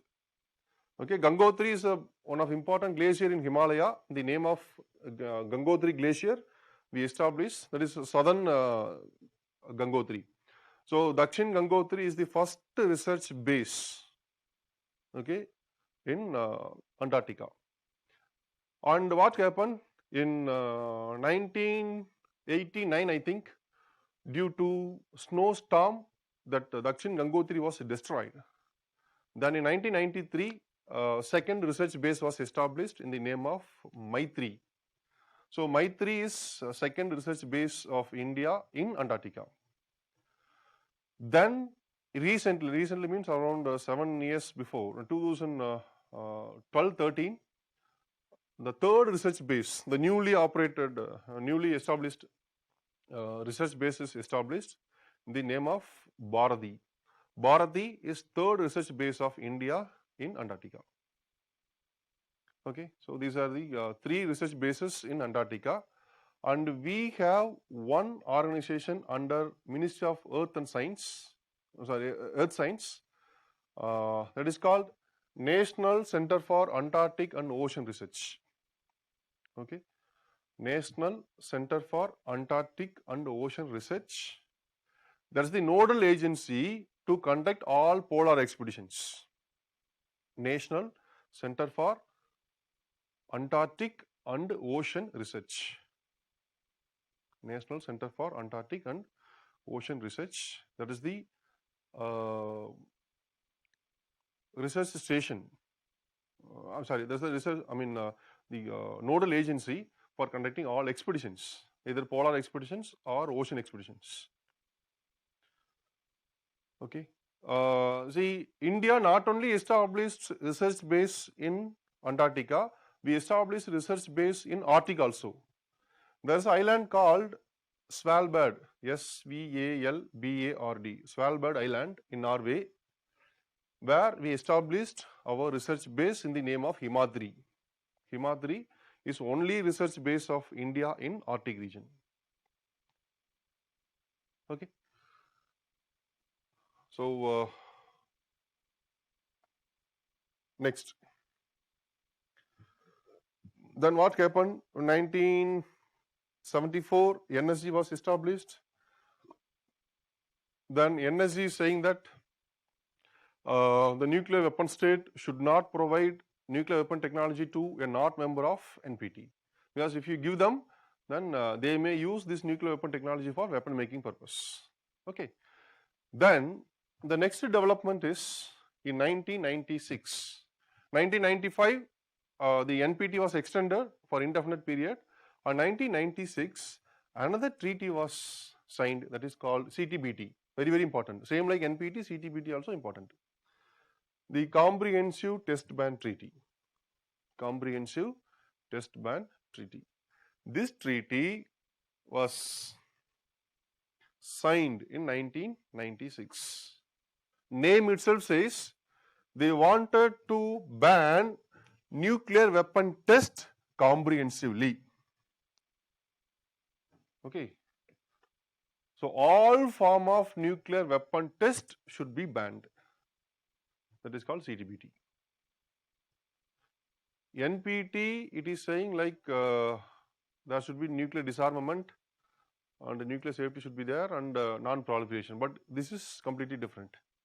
Nuclear weapon should be eliminated. Okay. So comprehensively they wanted to ban nuclear test. Okay. See, according to this treaty should be ratified, not signed. Signing of treaty is different, ratification of treaty is different. First you should understand this. Signing of treaty is different, ratification of treaty is different. Signing of treaty is like in principle you are accepting this treaty. Okay. So merely signing of treaty will not impact your domestic law. Okay. In principle you are accepting, like you are accepting all the conditions of this treaty. But ratification means once if you are ratifying the treaty, then you have to adjust all your domestic laws in accordance with the treaty. That is, you have to implement whatever the guidelines or the regulations given in the treaty. So that is called ratification. See, according to this treaty,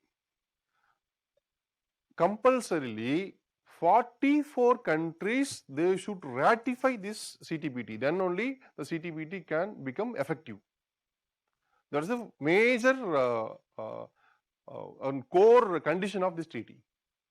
Because the treaty name itself, comprehensively they wanted to ban nuclear test, right? So as of now, across the world, 44 countries are having nuclear technologies, either for weapon purpose or peaceful purpose. As of now, already you know that there are 9 countries with nuclear weapon technology. Along with that, there are 44 countries totally, they have nuclear technologies. So all these 44 countries should ratify this treaty, then only there will be meaning for this treaty. Okay. So as of now, 35 countries ratified this treaty. Till date, 35 countries they ratified CTBT. Only 9 countries they are not ratified. Only 9 countries they have not ratified this treaty. Okay. One among them, who is that? India. So India has not ratified this treaty. Okay. So there are 9 countries and 3 countries they never signed this treaty. One is India, next one Pakistan, one is Israel. These 3 countries they never signed this treaty. India is not at all accepting this treaty.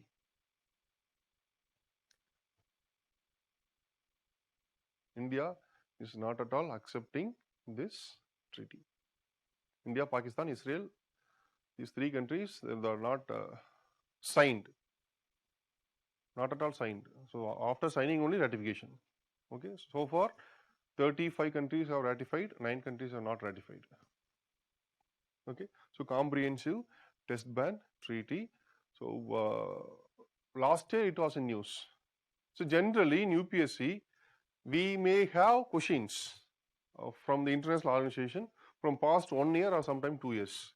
See, for example, if they are asking 10 questions, 8 questions, 7 to 8 questions, 70 to 80% questions will be from past 12 months, and 20 to 30% of questions from before, prior to these 12 months. It may be from last 2 years or 3 years. Okay, so you no need to bother about that. And if they are asking any question from previous 2 years or 3 years, then the difficulty level of question will be very easy. Okay, so easily you can answer these questions. Okay, it will be like what is what. There won't be any in-depth analysis and all. Okay, so this is the development in 1996. The 98 we conducted nuclear weapon test, and 2003 India's nuclear doctrine was announced, and in 2003, the same year, North Korea came out from NPT. So if you want, you can come out, no problem. You can come out, no problem. And in 2006, North Korea conducted their first nuclear weapon test. 2006. After that, around 7-8 times, North Korea conducted nuclear weapon test. Okay, see, generally, whenever North Korea is conducting nuclear weapon test, there will be a problem. See, always Korean leadership, they wanted to prove their, again, their leadership, their supremacy to South Korea and their enemies, particularly. If you take Korea, the entire Korea was under the control of Japan till 1945. Okay, during Second World War, Japan occupied entire Korea. But after Japan defeated in 1945, August, immediately Korea was divided into two parts, North and South. North came under the influence of Soviet Union. South came under the influence of US. And in 1950, actually 1945, Korea was divided. 1945 to 1949, both United States and Soviet Union, they deployed their troops to protect their respective territories. And 1949, United States, they removed their troops. It was the opportunity used by Soviet Union with the intention of uniting South with North. With the help of Soviet Union, North Korea attacked South Korea. That led to Korean War. After Korean War, always there will be conflict between North Korea and South Korea, the North Korea and Japan, North Korea and US, okay, then China and US, and Russia and US. So previously all these three were communist, no, like Soviet Union, China and North Korea, all the three were communist countries. These three are capitalist, Japan, South Korea and US. So always there will be conflict between these three and these three. So what happened? In 2006, North Korea conducted a nuclear weapon test, and some sanctions. What was the consequence means? The United Nations Security Council, they imposed sanction on North Korea. Okay, so they imposed a sanction, and finally, after the sanction, one peace talk. Okay, see, it is called 6-party talks. Okay, 6 parties were involved: US, Russia, Japan, South Korea, North Korea, China. Okay, these 6 countries are involved in Korean crisis. This is called Korean crisis, Korean nuclear crisis. Okay, so 6 parties were involved. That is called 6-party talks. Immediately, the peace talk was initiated to address this issue and to control North Korea. This peace talk was initiated. Who initiated this? Any idea?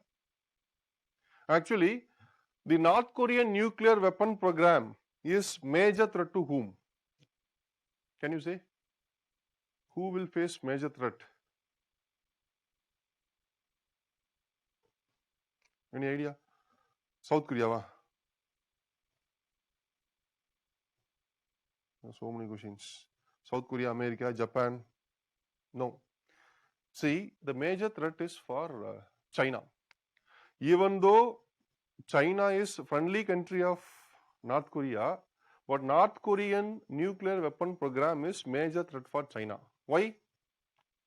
See, for example, who forced India to conduct nuclear weapon test? China. China only forced India to conduct nuclear weapon test. Who forced Pakistan to conduct nuclear weapon test? India. Only because of Indian nuclear weapon test, they felt they are insecure, so they went for nuclear weapon test. Same like this. If North Korea is becoming nuclear weapon state, already it is a nuclear weapon state only. If North Korea is nuclear weapon state, okay, and who will feel insecure? South Korea and Japan. Same like North Korea. Right now, South Korea and Japan, they are part of NPT. They are members of NPT. They should not develop nuclear weapon.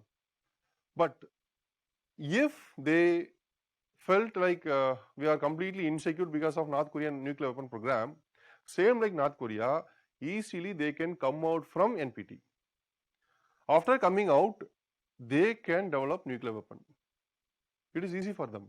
Okay, so they have economic support, they have technological support.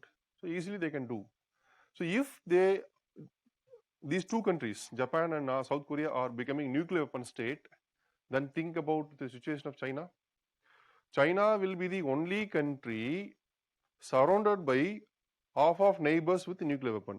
This side Pakistan, this side India, then Japan, South Korea, North Korea, above Russia. Okay, so in long run, managing relations with the nuclear weapon states very difficult. So all of a suddenly relations may be changed. Okay, so till this June 2020, Modi thought like China is most reliable partner for India. But what happened in Gulwan Valley? So anything can happen. Okay, so in international relations, anything can happen. Even for example, Nepal also, it is a traditional partner of India. Now Nepal is not reliable partner for India. So this kind of situation can happen. So that's the reason China initiated this peace talk, and accordingly, all these 6 countries have participated in this, and finally, they agreed for a solution. If North Korea is ready to dismantle all the nuclear weapon program, whatever sanctions imposed on North Korea, all the sanctions will be lifted. It will be removed. Then some economic package will be given, because North Korea is basically very poor country. Okay, there is no economic development at all, because the country is ruled by always military rulers, dictators. So it was agreed like if North Korea is ready to dismantle the nuclear program, then they will support North Korea. So accordingly, North Korea agreed. Okay, I am ready to dismantle all our nuclear program, and please help us. So accordingly, whatever sanctions imposed on Korea, all the sanctions were removed. Sanction means, what do you mean by sanction? Any idea?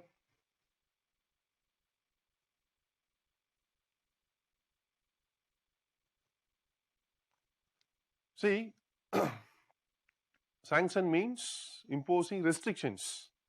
For example, economic sanction means you should not import whatever goods they are saying, and you should not export, and you should not do investment abroad, or you cannot get investment. So economically you will be isolated. Okay, so it will be very difficult to manage. If you are economically isolated, just imagine. So it will be very difficult.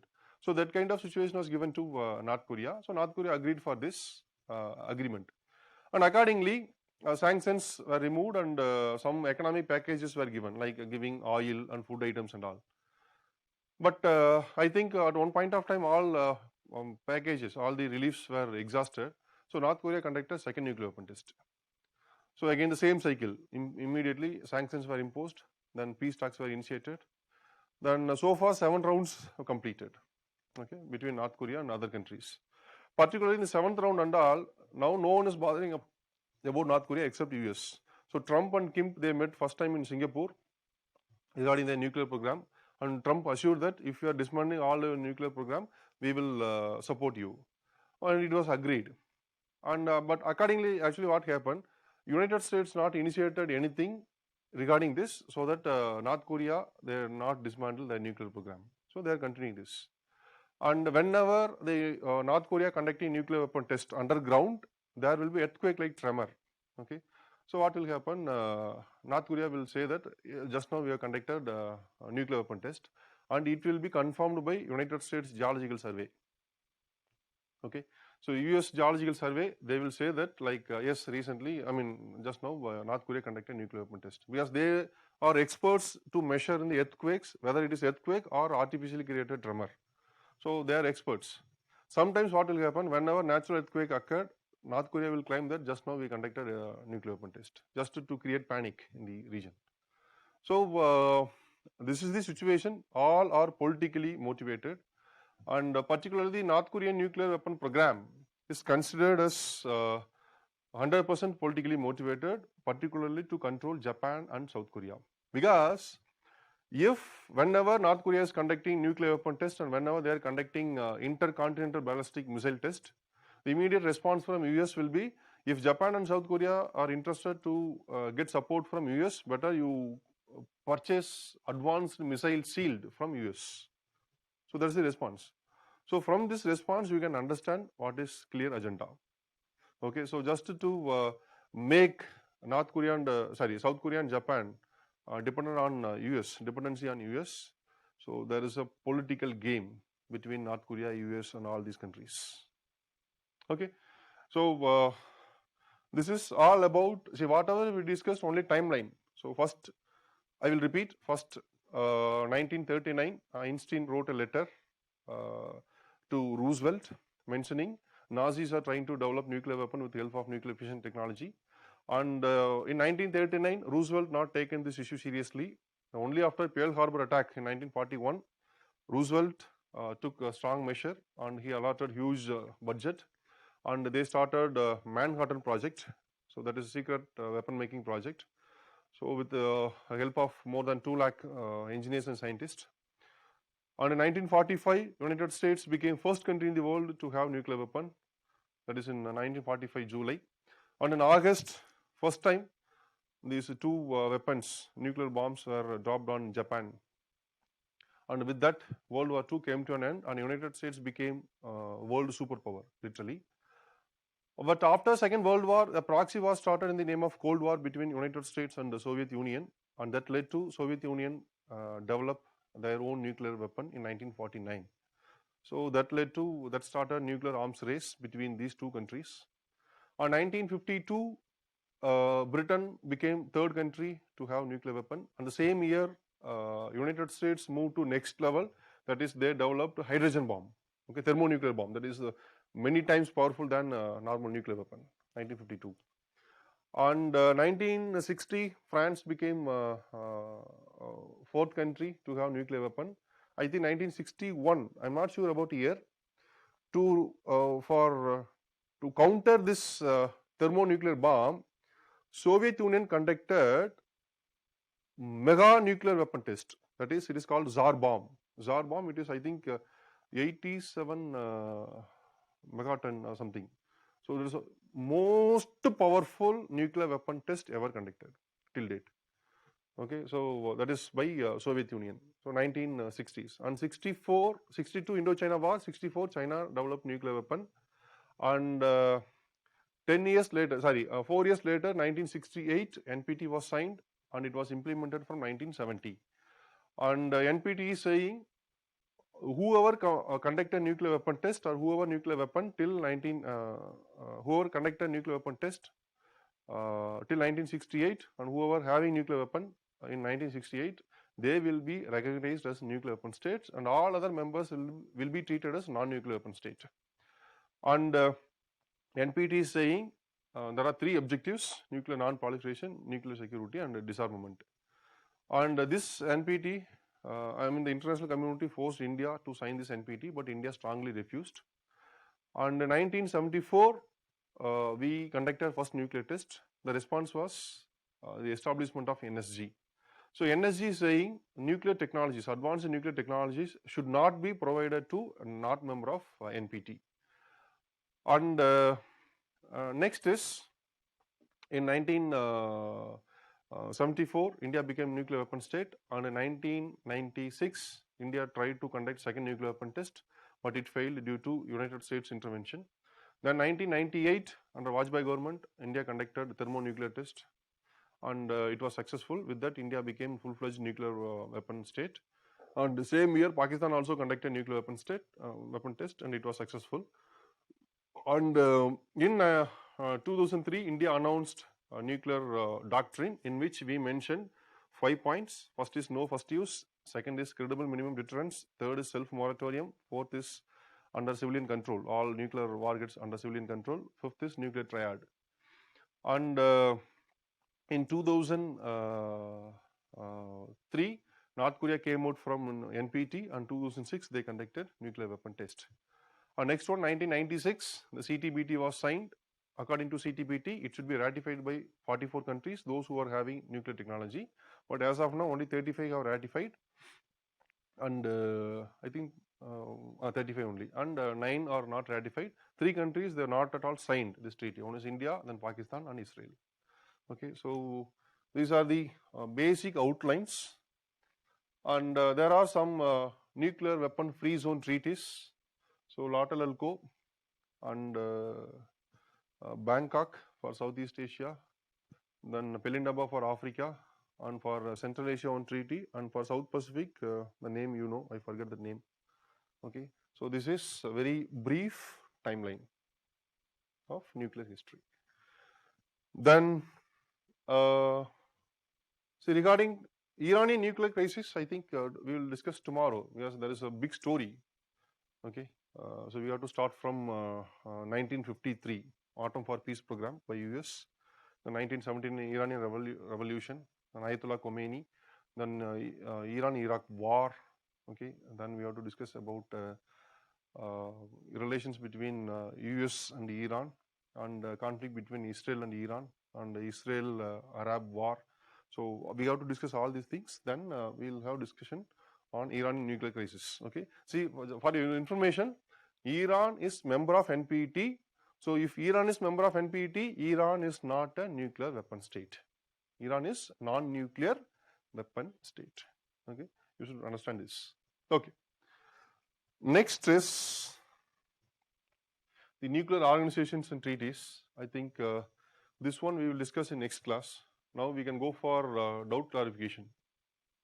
Okay, I hope you can follow my pace.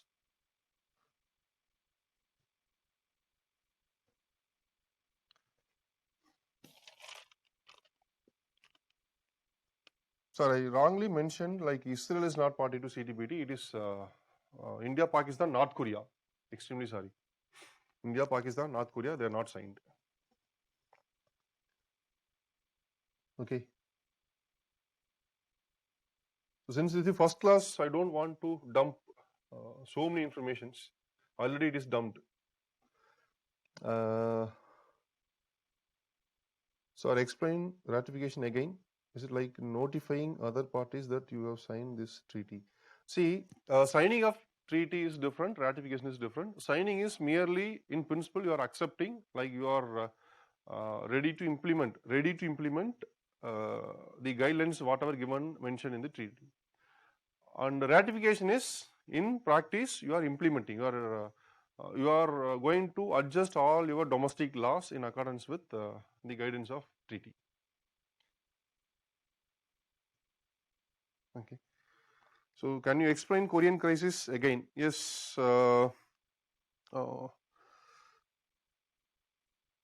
Next is, according to CTBT, all countries want to dismantle their nuclear technology. Yes, CTBT. Yes, it will. First, it will prevent all kind of nuclear test. The primary objective of the CTBT is all form of banning all nuclear exploration everywhere by everyone. That is the theme of CTBT. Okay. And sir, can you explain Korean crisis again? See, Korean crisis, it is really interesting one. I think we will discuss while discussing about General Assembly, United Nations General Assembly. Elaborately, we will discuss what is Korean War and how the problem started and all. Okay. Next is, can you repeat 5 number of nuclear zone regarding treaty? Yes, it is there. Okay. One is for Latin American Caribbean region. Okay, these are the 5 zones of nuclear free zone, nuclear weapon free zone. The treaty for prohibition of nuclear weapon, that is for Tlatelolco, then Rarotonga, that is for South Pacific, then Bangkok for ASEAN, Southeast Asian nations, then Pelinaba for Africa, next one is for Central Asia. Okay, next,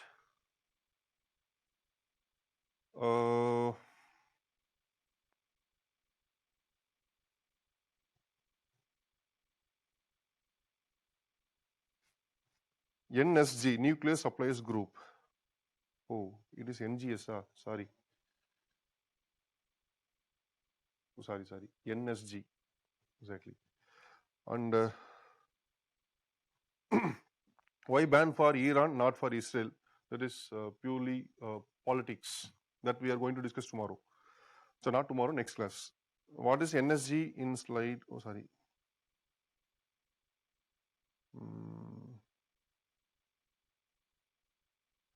Nuclear power submarine of India name, INS Arihant.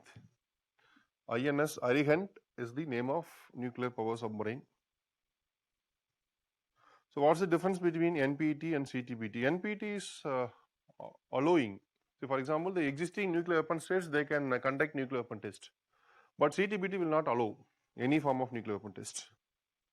So will the material be given? Yes, definitely. We will give you material for this topic. International Organization book will be given. And sir, those treaty you said are signed before NPT. Which treaty? I don't know.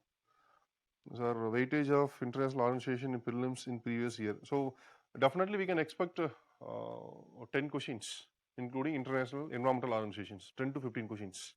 You go and check it. I will show in classroom next class about how UPSC is asking questions from newspaper and all.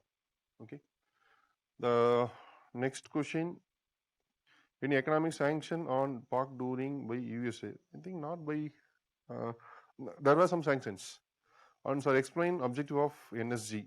So NSG objective is very simple. Nuclear technologies should not be provided to non-members of NPT. That's all. Okay. And was Pakistan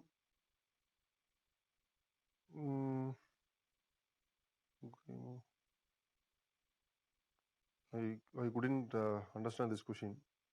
Pakistan NEA. Whether IS Parliament monthly current affairs enough for yes. IS Parliament monthly magazine is more than sufficient. Not only monthly, you can go follow regularly. So for example, last year out of 48 questions in current affairs, 42 directly reflected from IS Parliament. IS Parliament is more than sufficient. You can depend. Okay, so anything? Can you please tell the most powerful nuclear bomb by Russia? Tsar bomb. Tsar bomb, that is mother of all weapon, all nuclear weapon. It was tested in 1960s, early 60s. And can you please explain India's nuclear research station in Antarctica? So Antarctica, first is Dakshin Gangotri, second is Maitri, MAITHRI, Maitri or TRI, anything okay. Next one is Bharati. Himadri in north. North Korea is not member of. In which North Korea is not member? Actually, North Korea is not signed CTBT. And did the P5 countries sign and ratify CTBT? Yes. I think US not signed. Sorry, not ratified. Those who are not ratified CTBT, one is China, then North Korea, Egypt, India, Pakistan, Indonesia, Iran, Israel, and US. Okay, it is there in your textbook. Okay. Next, so did Israel conduct nuclear tests to become nuclear power? If so, how did it go unnoticedly by world power? So yeah, that is. See, after this, generally they will announce like we have conducted nuclear weapon test. Okay, so but I think in 1979, I think it was conducted and it was noticed. Was NSG created through treaty or it is just a club? No, it is not created by any formal treaty. NSG is not created by formal treaty. It is a informal group. Okay, they don't have any proper mechanism or proper charter like that. Okay. And is there any possibility of sending PDF copy of IO in Telegram group? Don't worry, you will get material. Actually, material received now. So we are dispatching. Will there be any test for scheme and flagship program? Yes, you will have exclusive test. So why nuclear power was given to Prime Minister in democracy? It may attribute. No, no, no, no, no. So that is not based on local politics.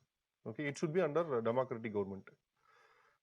Six-party talks. Six-party talks involved by 6 countries: United States, Soviet Union, sorry, not Soviet Union, Russia, China, North Korea, South Korea, Japan. Okay. Himadri is where, sir? Himadri in Arctic region. That is in Svalbard Island. SVAL, Sval, BARD, Svalbard Island. Okay. And USA recently withdraw from CTBT. Yes, they withdrew from so many things, not only from CTBT, IFT, then Open Sky Treaty, UNESCO, then this one TPP, Trans-Pacific Partnership, and there's so many things like a Paris Climate Deal. From so many things they came out. Sir, nuclear free zone treaty are signed before NPT. Yes, before NPT it was signed. Okay. See, I think you can see the years also.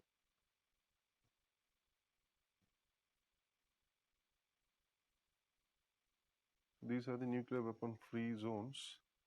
For example, this is early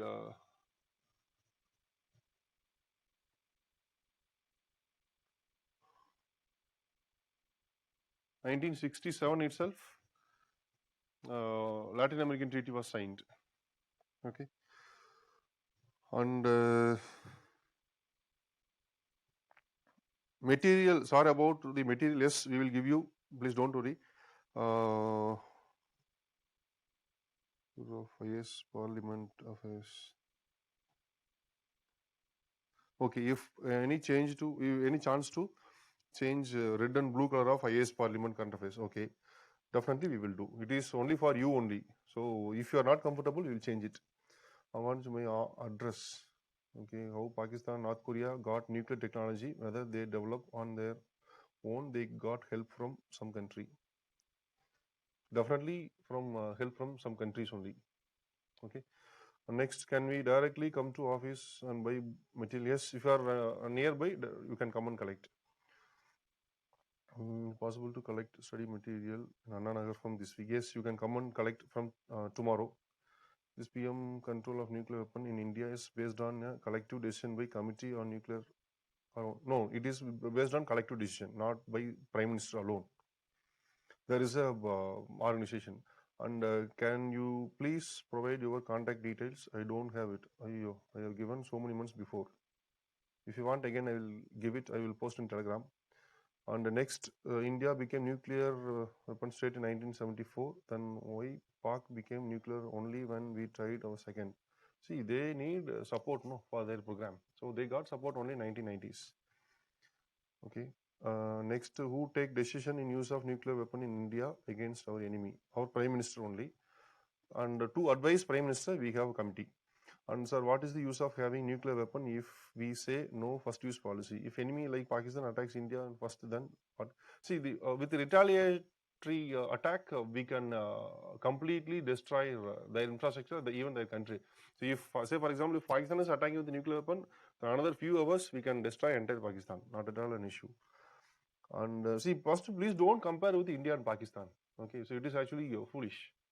So Pakistan is nowhere with respect to India's development and all. Okay, you should not compare India's strength with Pakistan.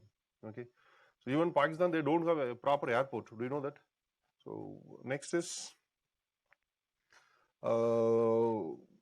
sir, is it important to remember the year? Sometimes, say for example, if they are asking 10 questions from international organization, 2 to 3 questions they may ask with years. Okay, so at least you should know tentatively when it happened. Okay. Then only you can connect all the events. Adair branch also, can we collect material? Yes, in all branches you can come and collect. National Center for Antarctic and Ocean Research is a nodal agency for conducting polar expeditions. Okay, 21 prelims, which month of 2020? See, if you start from June 2020, it will be perfect, or May 2020. May 2022, April 2022, April 2021, it will be ideal for this one. And next one, sir, can you go little bit slow? Definitely. That's why I asked in the beginning itself. If China has no first use policy, then why India felt insecure when for nuclear weapons? See, anything can trigger nuclear attack, no? So for example, if China is attacking with the conventional warhead and we are retaliating, at one point in time China decided that to use a nuclear weapon, then definitely it is going to affect us. Okay, next is, can we collect material from nearby branch? Yes. Sir, from tomorrow, can we collect book? Yes, tomorrow. IAS Parliament is sufficient. Again, just now I told you, IAS Parliament is more than sufficient. Sir, books available in Trivandrum Center. Yes. Okay, so if you have any other doubt, please text me. Okay, so I'll give it to Murali. Okay, so next class problem, next week we will discuss about all the nuclear related organizations and the remaining treaties, and we will discuss about Iranian nuclear crisis. Okay, then we will move to environmental and we have to discuss about India's nuclear program also. Then we will move to and we have to discuss about what is the relations between NPT and IAEA and NSG. So relations, and what is the relations between IAEA and United Nations General Assembly, IAEA relations with the Security Council, and all these relations we have to discuss. Then we will move to environmental issues. So next problem is environmental issues. So we will discuss what are the major environmental issues, okay, and what are the major summits and organizations related to environment that we will discuss. Okay, so I think you have my number. You text me. If you don't have my number, you take it. My number is 9566 06 2776. 9566 06 2776. You text me in WhatsApp or Telegram. I will reply. Thank you.